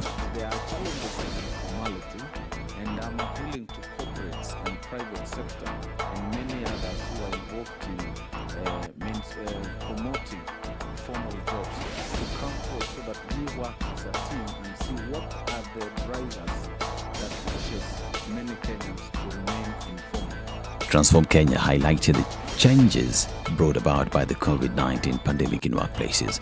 And Data Commissioner Immaculate Kasait says that despite Kenyans identifying issues such as cyberbullying and identity theft, there is still a critical mass of citizens who are unaware of where to report such cases. In a 2021 conducted poll by Amnesty International Kenya on the state of awareness on data protection, 67% of people said they are unaware of the Data Protection Act, and that 82% of respondents were unaware of the establishment of the Office of the Data Commissioner. This may be due to lack of capacity in informing dissemination, including making laws easier for common citizens to read and disseminate.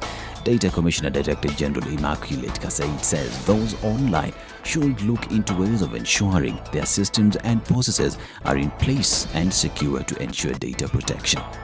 And the National Transport Safety Authority has formulated rules to have all border operators registered into SACCOs in its efforts to curb increased road fatalities. According to data from National Police Service, 105 fatalities were registered due to motorcyclist accident, while 42 pillion passengers lost their lives as at January 25th, 2022. According to NTSA Deputy Director Road Safety Programs Duncan Kibogong, border will have to operate in a formal system and register themselves in SACCO like the Matatu sector, where they will have a chairperson and team leaders. This is Newswire. I'm Dennis Aseto. Good morning.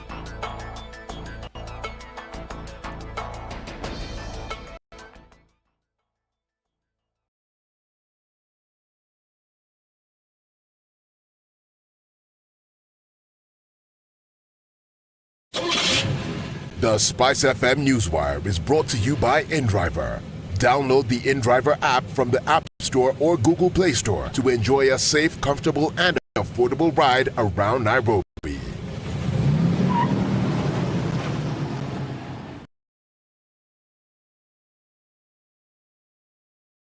There's traffic on Uhuru Highway this morning and it's getting into the city. It's not the only place where it's hot and heavy in the studio here too. Ngong Road, that traffic also building up. Jogo Road as well. We're looking at traffic that continues to build on Thika Superhighway. That hasn't let up just yet. Coming out of Westlands, that whole area, still some. Going into the Parklands section as well. So we're still in traffic hour, soon to be out, but there's still some action on the roads this morning. Be extremely careful. A couple of incidents and accidents that we've seen over the last couple of days, which have been pretty ugly. So be careful as you traverse. Let's look in about half an hour what it looks like.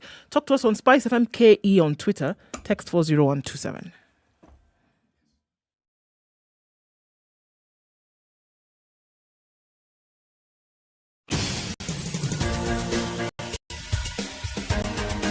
This is the Situation Room, the home of hard-hitting political commentary and penetrating insights about the state of the nation. This is a talk radio experience like no other. The Situation Room, a place for hard truths, debates, and elevated conversations. The Situation Room, witty, political, engaging, deep, controversial. In the room, we have C.T. Muga, researcher, academic, seasoned political observer, a fountain of wisdom in these politically uncertain times. Ndu Okoh, Nigerian by birth, Kenyan by choice, communications expert, Pan-Africanist, a truth seeker and believer in people power, and Eric Latiff, agent provocateur, the man in the chair, seasoned journalist, news hound, a man who believes in punching up. It continues into the final hour. This is Kenya's biggest conversation, The Situation Room, at 8 minutes after 9.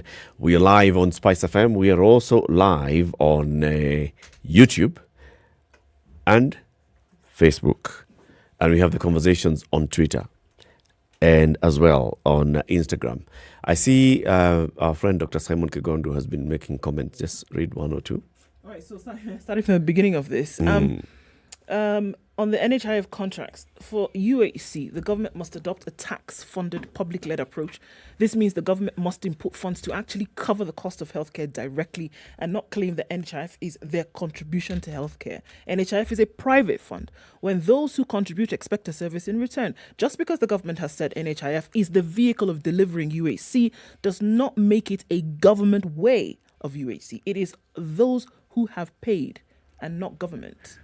And he's also saying that we must move away from public-private healthcare argument to the debate of cost of service wherever it is provided. NHIF should just decide how much is it reimbursing, like the insurer they are, and not corner healthcare providers to fixed reimbursements. Wow. I'd like to argue against what Dr. Kigondu is saying. Yes, NHIF is a member's contribution, but with the newly amended NHIF Act, it's not just about members. It is universal. The new law says that everybody must contribute to NHIF. So it's not about a choice of who wants to join NHIF and who doesn't. Everybody must join NHIF.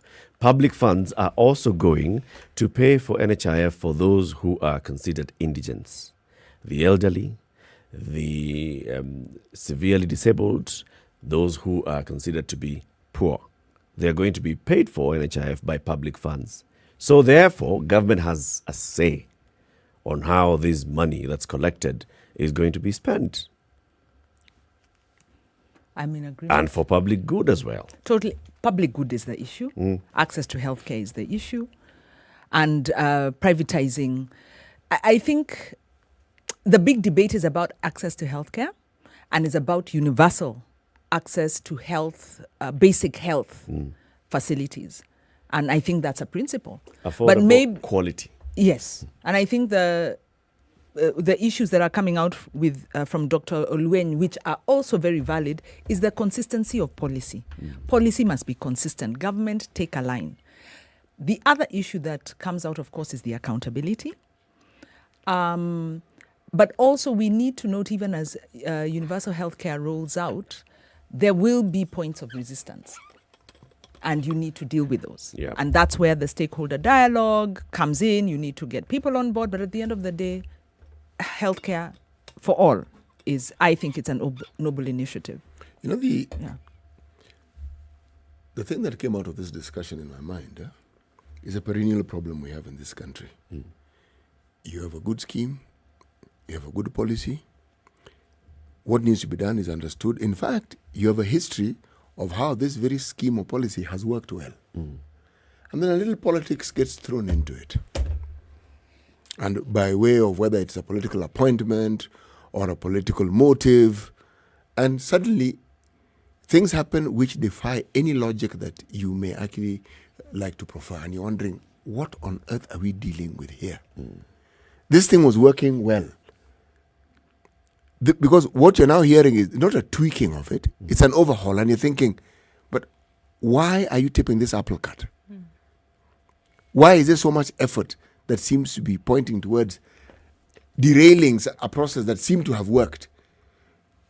If there were specific issues that needed adjustment, surely one can understand the need. But again, from what Dr. Oluwen mentioned, even the subject of sitting and discussing, because this is what negotiation is all about, that hasn't happened.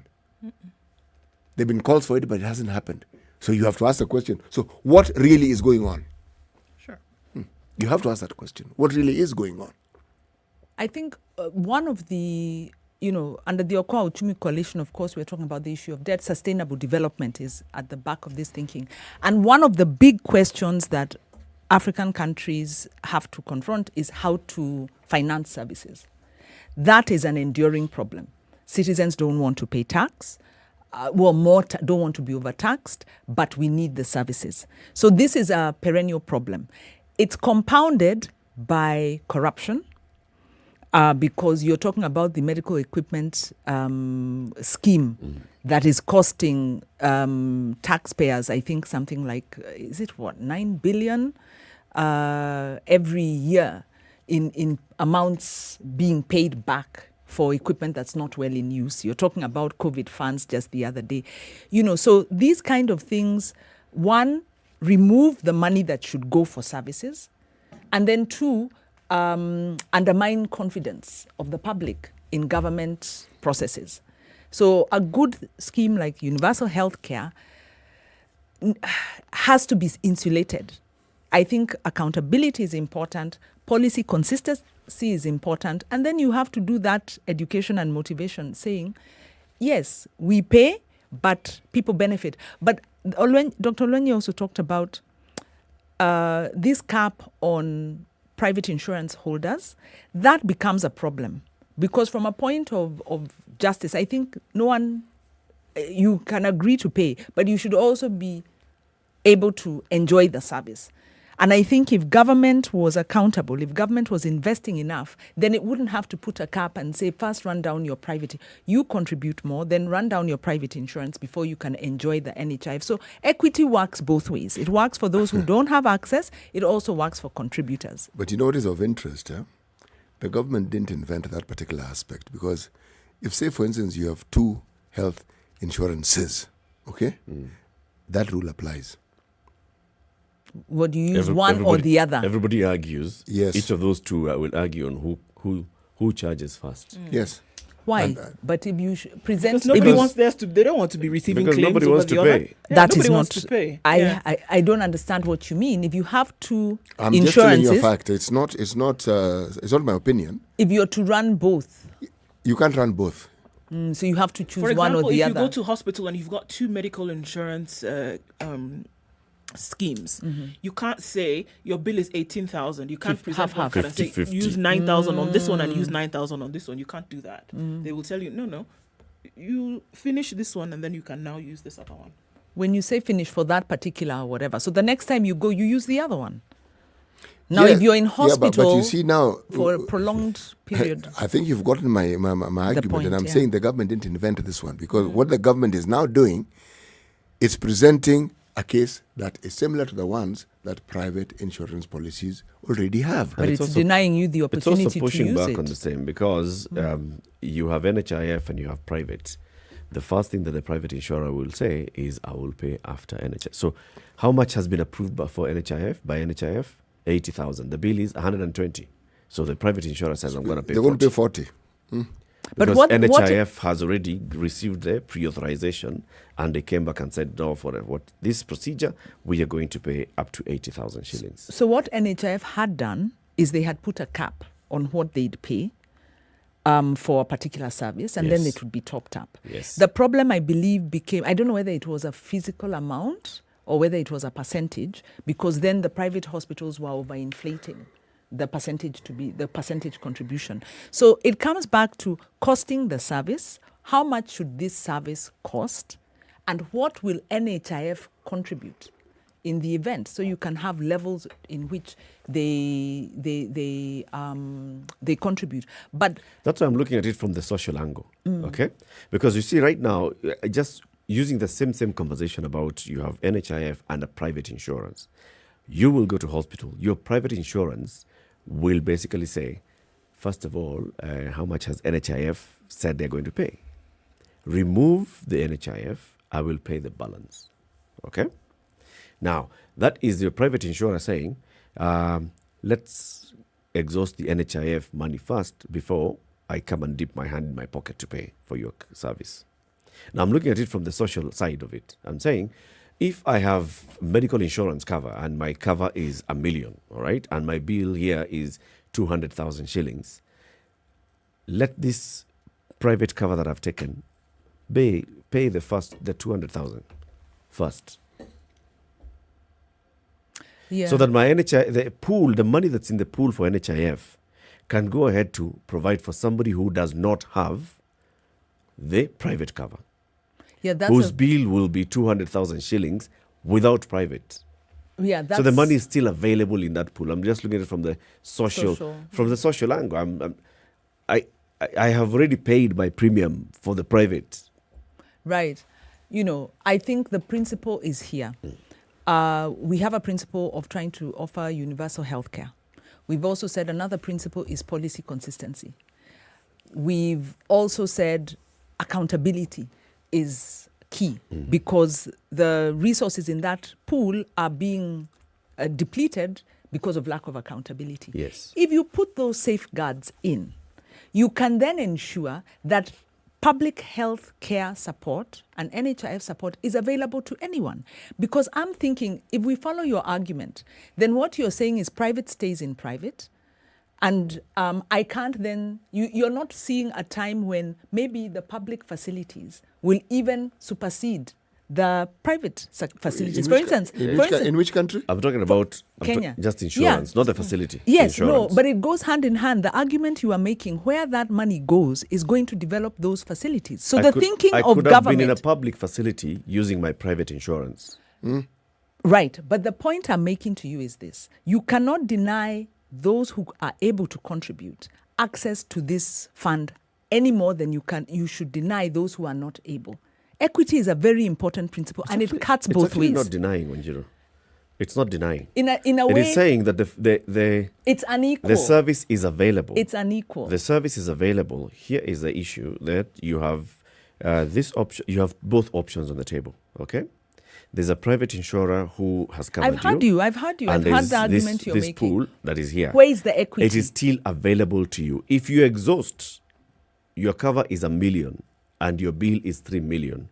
NHIF is going to pay $2 million. Right. But the point I'm making is because we are contributing and we are members, the access to the service should be equitable. It is equitable, not equal. The reason why it's I'm wondering why should it be equal? No, equity is a principle that cuts equitable. both ways. It's equitable. The door you can is argue still that. open. You can argue that, but the problem I see with that is one: you're in a public health facility using the NHIF, which is a government. It's a public scheme, right? And then this public scheme doesn't contribute. That to me is unequal. Then, when it comes to insurance, there are exclusions, and part of the reason why it helps to have the cap on NHIF complementing the private is because you don't know what those exclusions are. You may run down the private and not be able to use NHIF for some other. No. So what? You see, Wanjiru, so the devil is in the details, but the principle is equity. If my private cover, for example, has some exclusions, does not cover 1, 2, 3, that's where NHIF will kick in. But for those that my private cover is able to pay, let it be the first charge. I think the more equitable is to say there is access and to put a cap so that you don't have NHIF paying exorbitant amounts. That may encourage me. But NHIF have a cap. They don't just pay any amount. They did. When they started out, they didn't have a cap. They then put a cap.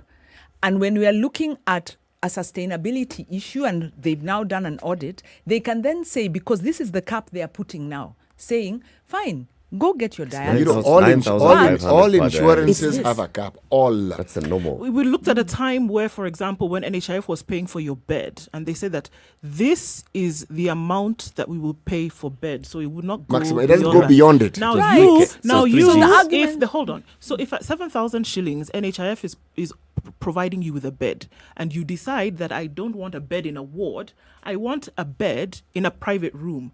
If it goes beyond that, then the responsibility then is upon you to pay for the balance. But they've said 7,000 shillings is the most we will pay for this bed. Yeah, we're in agreement with that, and that's what they do right now.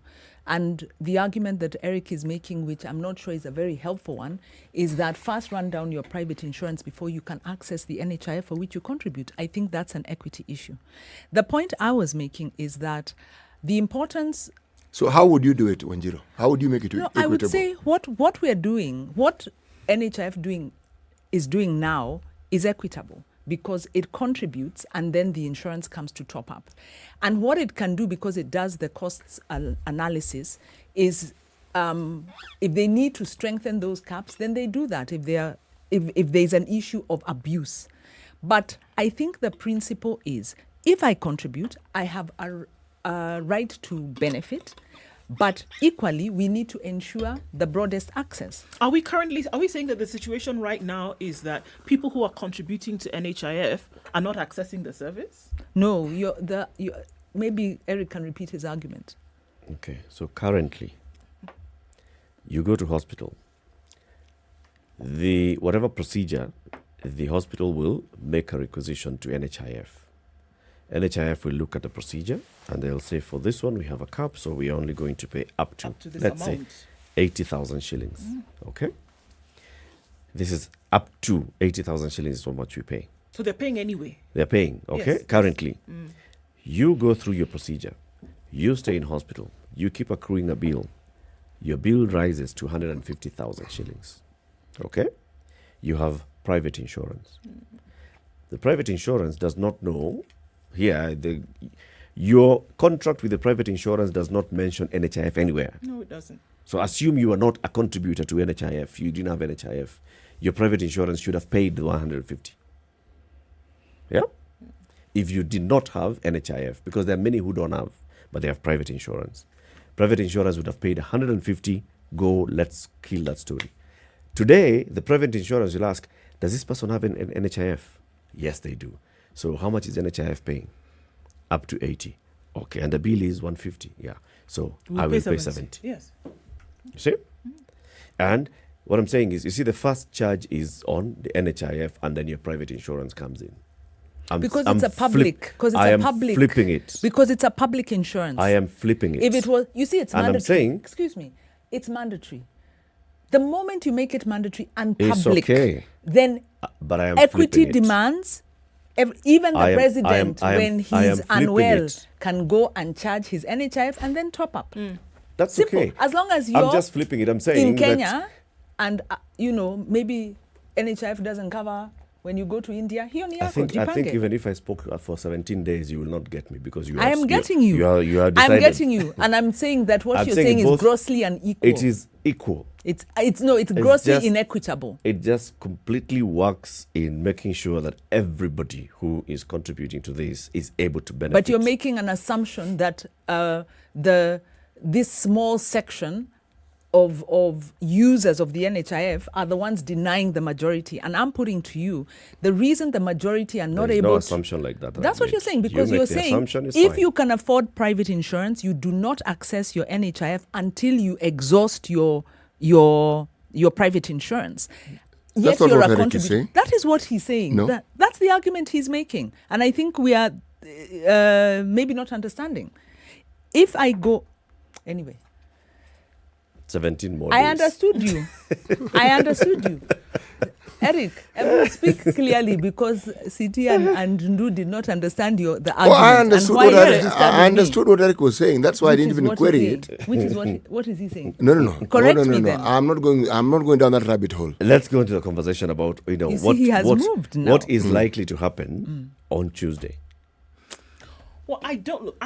As I'm looking at it now, just looking at the behavior in the past, I do not see a situation that either NHIF or the associations of private hospitals will allow a situation where people are going to go to facilities and then not be able to access medical care. It would be a disaster of untold proportions, because there are very many people, just like you're saying, who don't have access to private insurance, who depend wholeheartedly on NHIF. They know that I'm not going to have to carry an extra shilling because it's going to be able to take care of my treatment. Yeah. Now, if these two bodies have not been able to decide what is going to happen in terms of their contractual obligations, they also see, I hope, they also see that there are hundreds of thousands of people who are waiting to go to hospital for X treatment, that would be left in the dark and the rain if they do not solve their issues. They're probably going to have an extension of status quo before they figure this out, but to leave people going to hospital, not accessing healthcare, I don't see that happening. I don't see that happening come Tuesday. There will be an impasse. There will be somebody who will say, all right, let's just maintain things as is. So who do you think will be reasonable? NHIF or private hospitals? I think there's going to be a continuance of the status quo for now, and say, okay, we have a contract that has been extended since July anyway. Let's just, or rather, maintain what has been happening since July. Let's extend it further. While now, either I bring the contract for you to see, which is what you've been requesting from me, or we have a conversation about the concessions that we put on medical care, which we have previously done anyway. We have had a conversation about this, and we've agreed on prices. It has been done before. They're not in virgin territory here. They've done this before. So I see a situation whereby, because look, let's be honest, just like he said here, the reason why we're having this conversation in the first place is because there has been a failure in great part on the public system to be able to provide the care that it needs to for the larger percentage of the population. The only reason why you are seeing private facilities thriving in the manner in which they are is because there's been a huge gap. So they've been working together all this time anyway, because they see that they have to. Should they not, we would have had a huge crisis, because public medical facilities today cannot handle the healthcare burden in the country. They cannot on their own. So they need each other. There's a symbiosis here that must work. If it doesn't, we'll have this crisis that we're talking about because people cannot sort out a contract. This one would be untold. You will not be able to handle it. People walk into private facilities today because the queues, for example, in public hospitals, the availability, people sit and wait for dialysis for hours. May I remind you, Ndu, that we have seen instances where doctors and medical clinical officers and nurses have threatened to go on strike. And they down their tools, etc. Yes. And they have actually gone on strike. And people have gone to public hospitals and not gotten service. I understand We've seen it. But we're also We seeing... have seen it. Very true. But And the today government, we are seeing a current those situation... county governments and the national government did not budge, did not look at, oh my God, we're going to have a crisis, so let's do something. They did not do anything to avert a crisis, the looming crisis. They allowed it to play out. Very true. So even this one for Tuesday, I am seeing them allowing it to play out. But you know why what? would they We are allow looking it? at a state. We're looking at a situation But that they've has been extended playing the differently contract for 7 months. But they've been extending the contract. Yeah. They don't have to do anything. They don't have to. They just have to kick the I can have- I down have- the road. I have a No, sense this is that an outgoing government going for election. I have a sense, Wanjiru. Going for election. It cannot afford. I have a sense, It Wanjiru. cannot afford this. This contract was being extended to allow for the NHIF NHIF Act. amendment bill to go through Parliament. Now it's law. Have we achieved what we wanted? Yes, we have achieved. Now, Use the force. yeah, let's enforce this thing. 50% of health service is or of healthcare services are being provided privately. Yes. A government, 50%. this government, you can argue, is not running for, the president's not running for re-election, but his successor or his endorsee is. Yes. Uh-huh. This president. Do you see? This president, this government, What this are the implications of a strike? The outgoing administration would like to see its NHIF, not NHIF, it's UHC being delivered, being rolled out. One key plank of rolling out UHC is enforcing this new NHIF law and having these health facilities. You go, you can access comprehensive and non-comprehensive. You can go for dialysis anywhere and you'll get it. And That's you why can't- they are doing the and you- individual and contracts. And you can't do that if you do not throttle the prices and the cost. It's something that you want to, you say this is it. Now, the consequences we speak of is a come what may situation. And the question I want to ask is, do you think this government actually cares? Doctors have gone on strike before. I see them. Teachers extending have gone on strike before. Children stayed home. They've passed the bill. Well, They've it could- passed the law. And so they're like, at least there's a law. Yeah. At the end of the day, even with FPE, you start the scheme because they piloted. It will always be known as Uhuru's UHC. I want you to Let's look take at a break. Okay. And then we can look at 28 minutes to 10. This is Kenya's biggest conversation, the Situation Room. We're live on SpiceFM and online. Let's look at the weather forecast for the day and how the traffic is looking like. Good morning.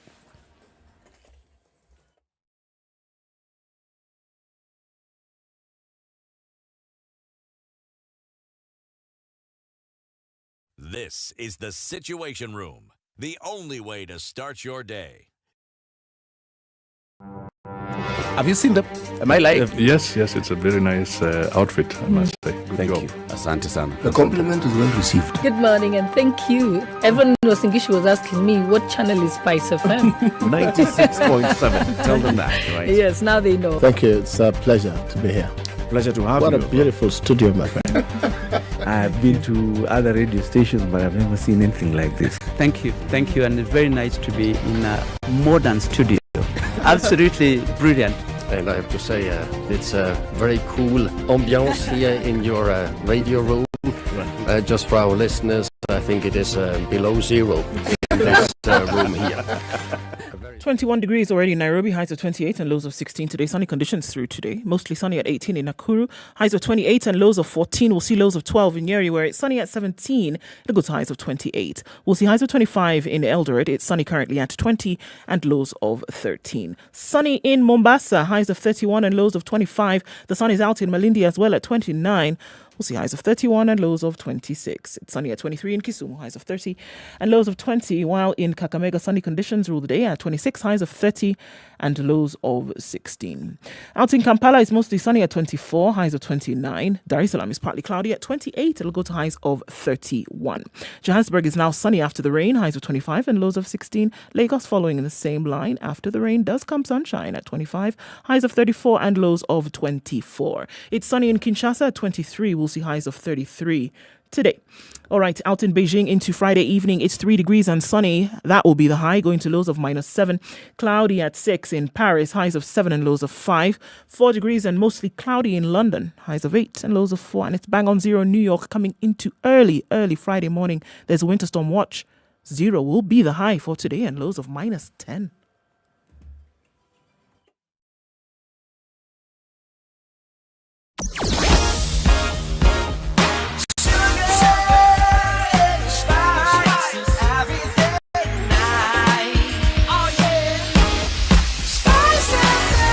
Spice up your life.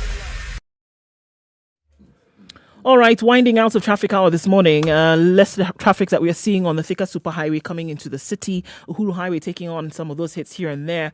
Gong Road looking a lot better as it is on Langata Road. Free and clear now as you get where you're going this morning. Not too much of an issue in industrial area. So it's good. It is good. Coming out of the Thika Superhighway, again, not too much of an issue there. All right, shall we talk through the day? Let's do it. SpiceFM KE on Twitter. Text 40127.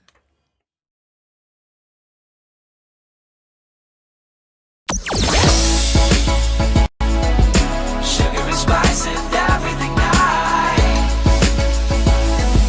Spice FM. Spice up your life. Mature, intelligent talk every morning. Spice up yourself.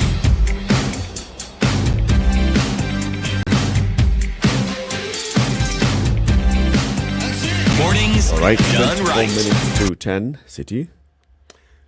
What I wanted to point out, or bring into the discussion is, let's take, for instance, we're having this discussion about private versus public schools. And you're saying that there's a rule that when you go to a private school to seek admission, they first ask you to show them receipts of the fees you have paid in the public school to show that you have the eligibility of actually joining or getting your child to join a private school. Or vice versa. If you are in a private school and you wanted to go to a public school, you are asked similar questions. I said because even as you think about it, you're thinking, goodness, is that not ridiculous? Yeah, what are you talking about? Yes, well, what are you talking about? I mean, you're seeking admission. And if you know why you're seeking admission, you've made that decision and you know why you want to go to this school or this privately run institution as opposed to the public one. The same decision-making process is what is involved in going to hospital. You determine what it is that you think you can afford. You know what you want, but the affordability aspect comes in as to where you think your interest will be best served. Okay. Now, the discussion about whether NHIF or whether your private insurance, health insurance provider should be the one should precede the other in taking care of your healthcare needs. We've had a situation where for the longest time, you present your NHIF card. If you don't have an NHIF card or you have not kept up your payment, but yet you have a private insurance cover, they will go to the private insurance cover. Meaning there has been a system that has worked. Now, the question I wanted to pose was that an equitable system? And if we're talking about change, how more equitable will this new change be?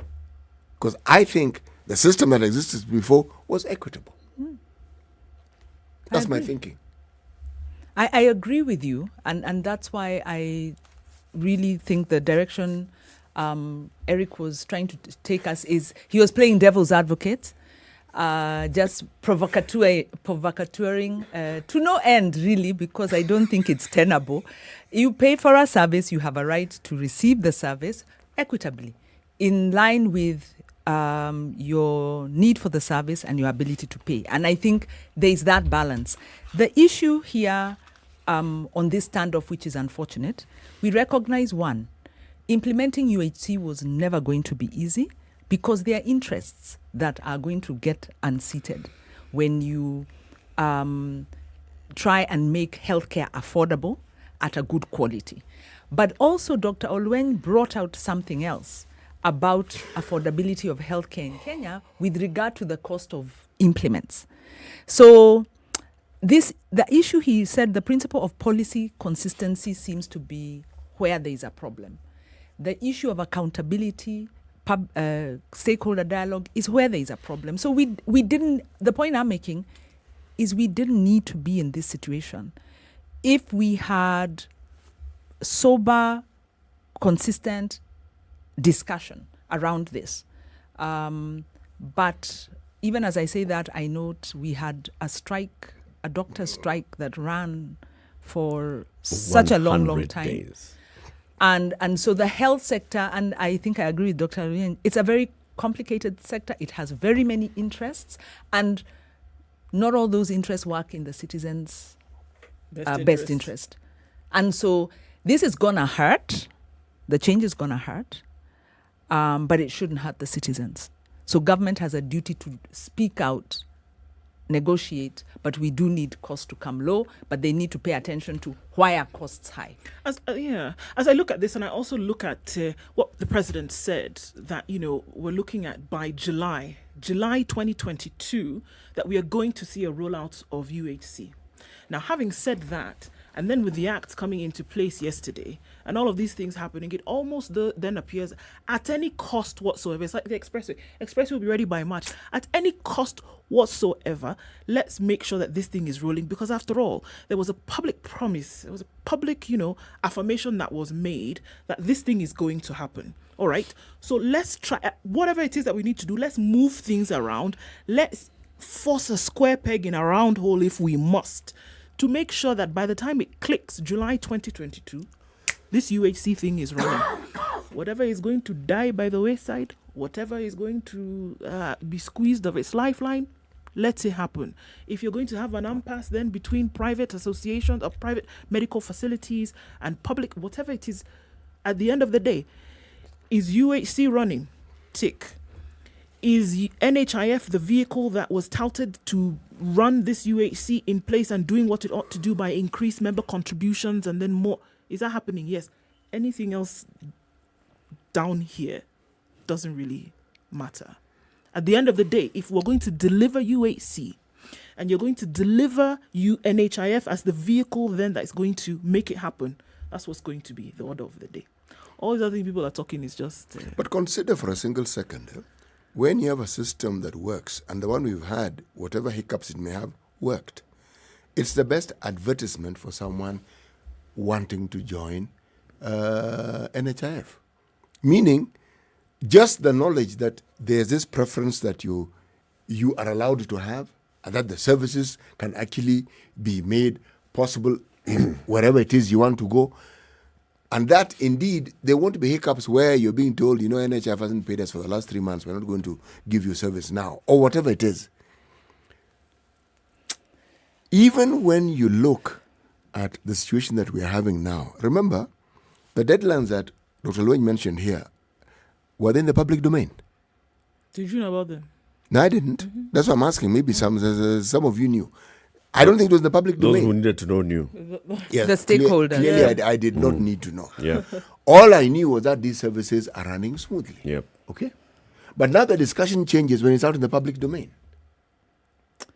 And questions that previously, just like we didn't need to know then, we didn't need to know now, so we didn't need to ask the questions we're asking. So now we're going to ask a slew of questions and we're going to seek answers. Because we want to know now. Yeah, precisely. Yes. Which is a good thing. The dialogue is important. But I think, you never want citizen access to healthcare to be captive to the private sector providers, because there's always a tension between those. But has it been in Kenya? But half.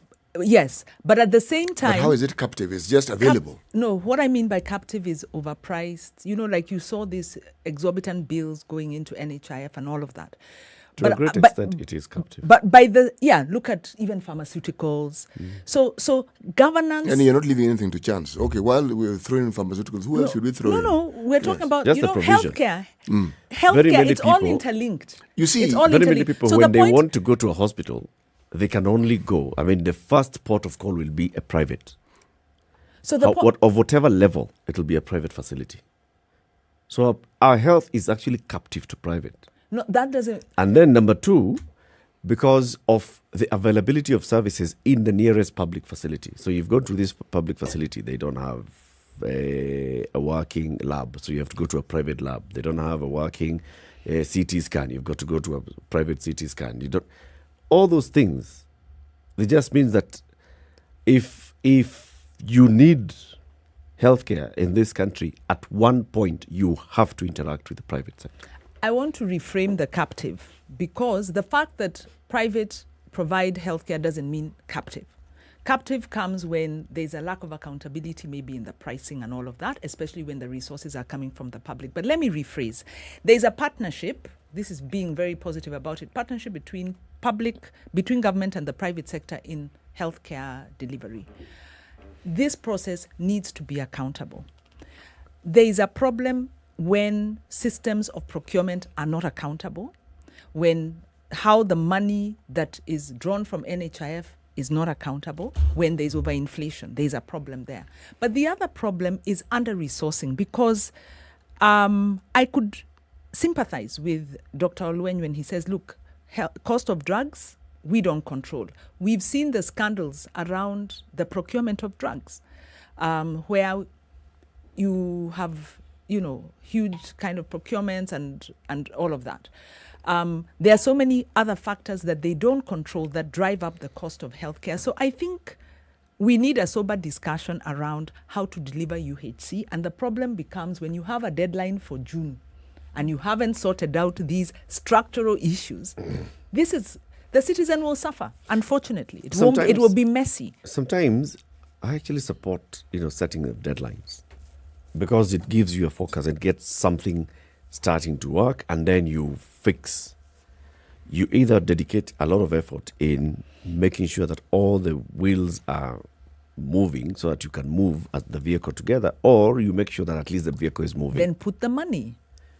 And those are the conversations that need to happen. Put the money. You see, the thing is, you want to build a 2-story house, don't give me the budget for a manyatta.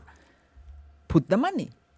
What if I wanted a 2-story manyatta? Yes, there you go. 7% 8% versus 15%. That's a very big deficit in financing the healthcare sector. 8% is at what? At national level? That's what we contribute.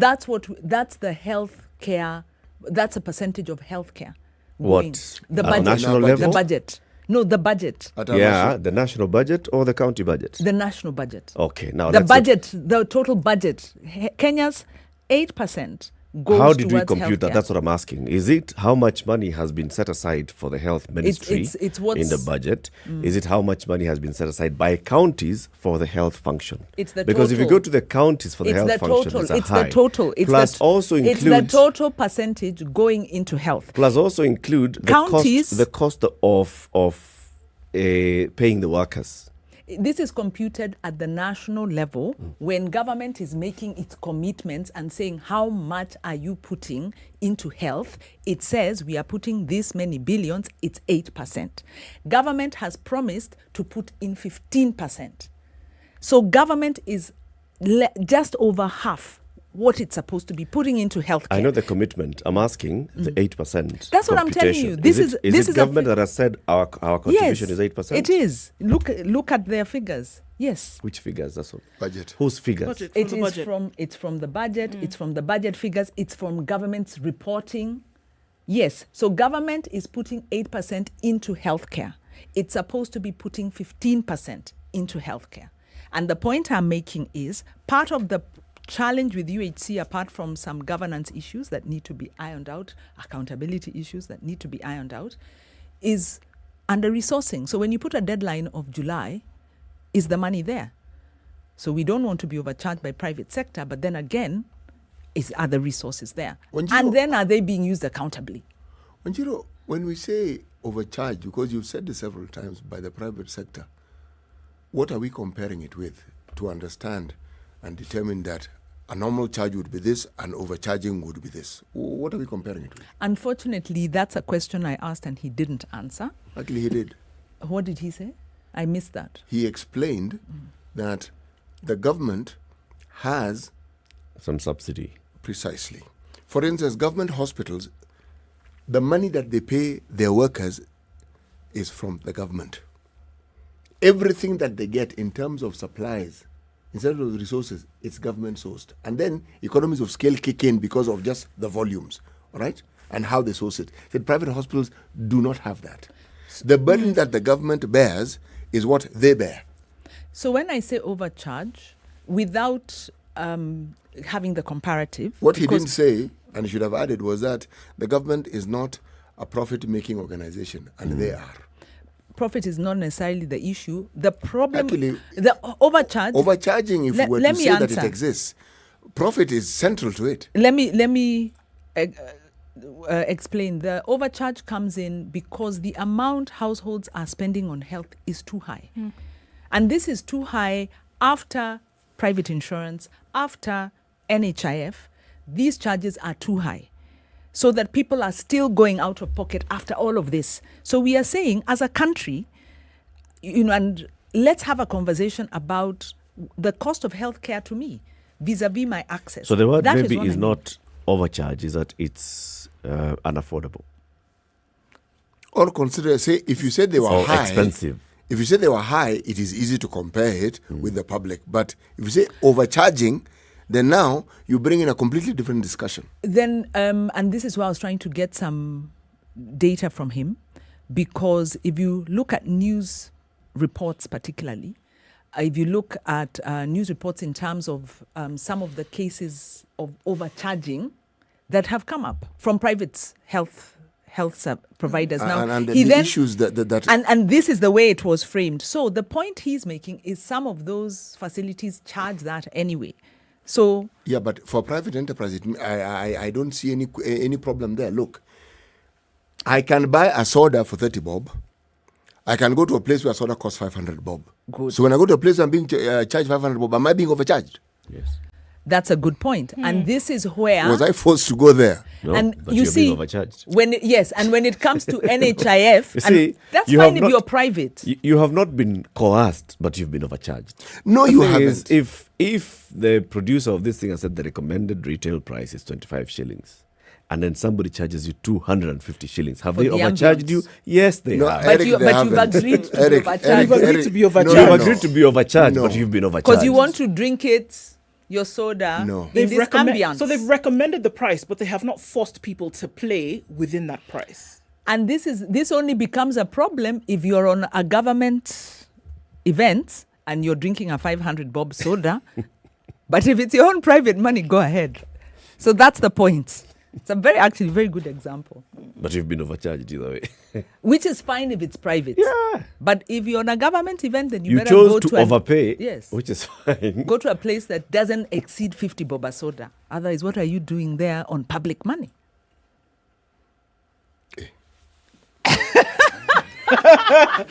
What are you doing there with public money? That's a good question. Zachary is on the line. It's been a while since we heard from Zachary. Good morning, Zachary. Good morning, guys. How is my sister Wajiro there? When you were being greeted. Hi, Zachary. I am fine. I am surviving. Oh, that's good. It's good to have a side hustle. I know those guys give you something good, yeah? No, they give me nothing but grief, Zachary. You better believe. Even a glass of water here, Nishida. Nitete. Okay, we shall pray. We shall pray for them. We shall pray for them to have a good heart, yeah? But you're having a very good discussion. Mm-hmm. And I felt that I must keep in. This is my suggestion very quickly because I know we don't have time, yeah? Mm-hmm. Let the government, let the health service go back to the national government. This idea of the NHIF, I have never bought into those things because they are abused. They are open to corruption. Let the government, we pay tax. Like me, I'm going to pay a lot of tax today. I think so because I know what I'm going to do. Yeah. I hope you're paying it, not doing side things No, with it. I'm not saying that I'm going to pay room somewhere, but I may, if I, I know I'm going to pay tax, a lot of tax today, yeah? But then, when it comes to the NHIS, you find that I've gone to hospitals and some of them have called me, okay, supply us with this. And then you find that somebody is telling me, first of all, you must have an NHIS card. I asked them myself, why? And he or he is the one who called me. And then you find that even if I take a patient there, probably because of headache or whatever, you find that this person is being told, oh, you must have a bed. And even me who took him or her there, I'm being told, oh, do you also want to sleep as you are patient, okay? So let us do this, yeah? Let me pay tax. Some of it is going to go towards health care in all government institutions. But if I get sick, if I fall sick and I find that, oh, I want to go to a private facility and I can afford, let the power of demand and supply apply, actually. That's my take. But let us do away with these things, the so-called what? This is fake. So you don't contribute to NHIF? But no, I won't. I'll do never. Under the new law, you have to. It's mandatory now, Zachary, that you have to. But then for us guys on the ground, we know how to avoid some of these things that Zachary, be careful. Thank you for making it public. There are those who are listening who have heard you. Nowadays, these government monitors all these talk shows and social media. I don't have money. When I get it, that's a better answer. So you've never used NHIF for your mom or for anyone? Pardon? You've never used NHIF for your mom or for family relatives? My sister Wajiru Gekonyo, I always keep aside money. When I get sick, I go to a private hospital if I can afford. If I don't, or if I feel that I don't have enough money, I go to a government, whatever I like, and I'm charged also there. You pay for cards, you pay for aspirins, pay for what? Yeah? Yes.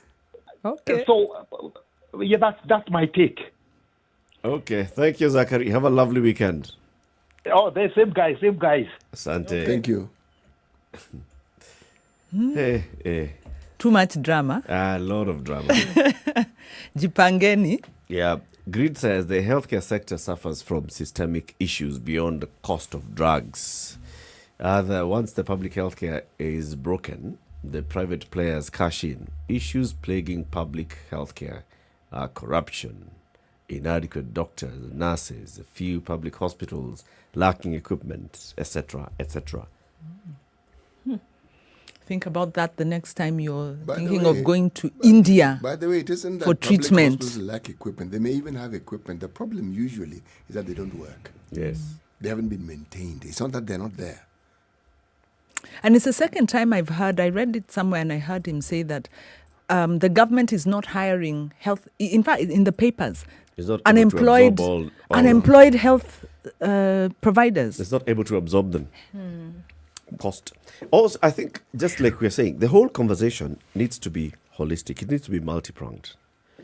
We saw with the people who actually worked on the pilot project for UHC, just going to the health facilities and finding a health facility that has never worked, and this is just the normal health center, working and making sure health centers are working, dispensaries are working, level 3s are working, 4s are working, 5s are working. If we had an effort that was happening in tandem with taking the NHIF bill through Parliament, that would have been good. But now we are at a point where NHIF has been reformed. Now we are going to enforce NHIF. And the one thing that the government knows, that if you start telling people you must contribute to NHIF, the next thing they go to Dr. Olwenyi's facility in Nakuru and he tells them, I can't serve you, then they wonder, why am I paying NHIF? So they must make sure that Dr. Olenyi is able to see you when you go. So they're creating demand by pushing this thing. Yes. Let's see if it works. City, take us to the weekend with the day's proverb. Aliye juu mgoje chini. Where did you pick this one?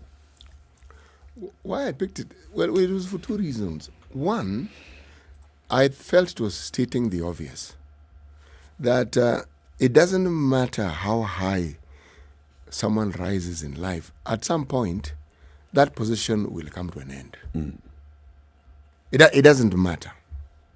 And then the other one was, when you happen to be in a high position, you rise up in the world, you need to ponder and consider point number one, which I made, that you will at some point become an ordinary citizen like everybody else. And because of this, you then must tend to that particular position with care and circumspection, understanding where it is that you're going to end up. So ukiwa huko juu wapi? rushia hawa wako chini Juu maembe. wapi? Kwa hewa.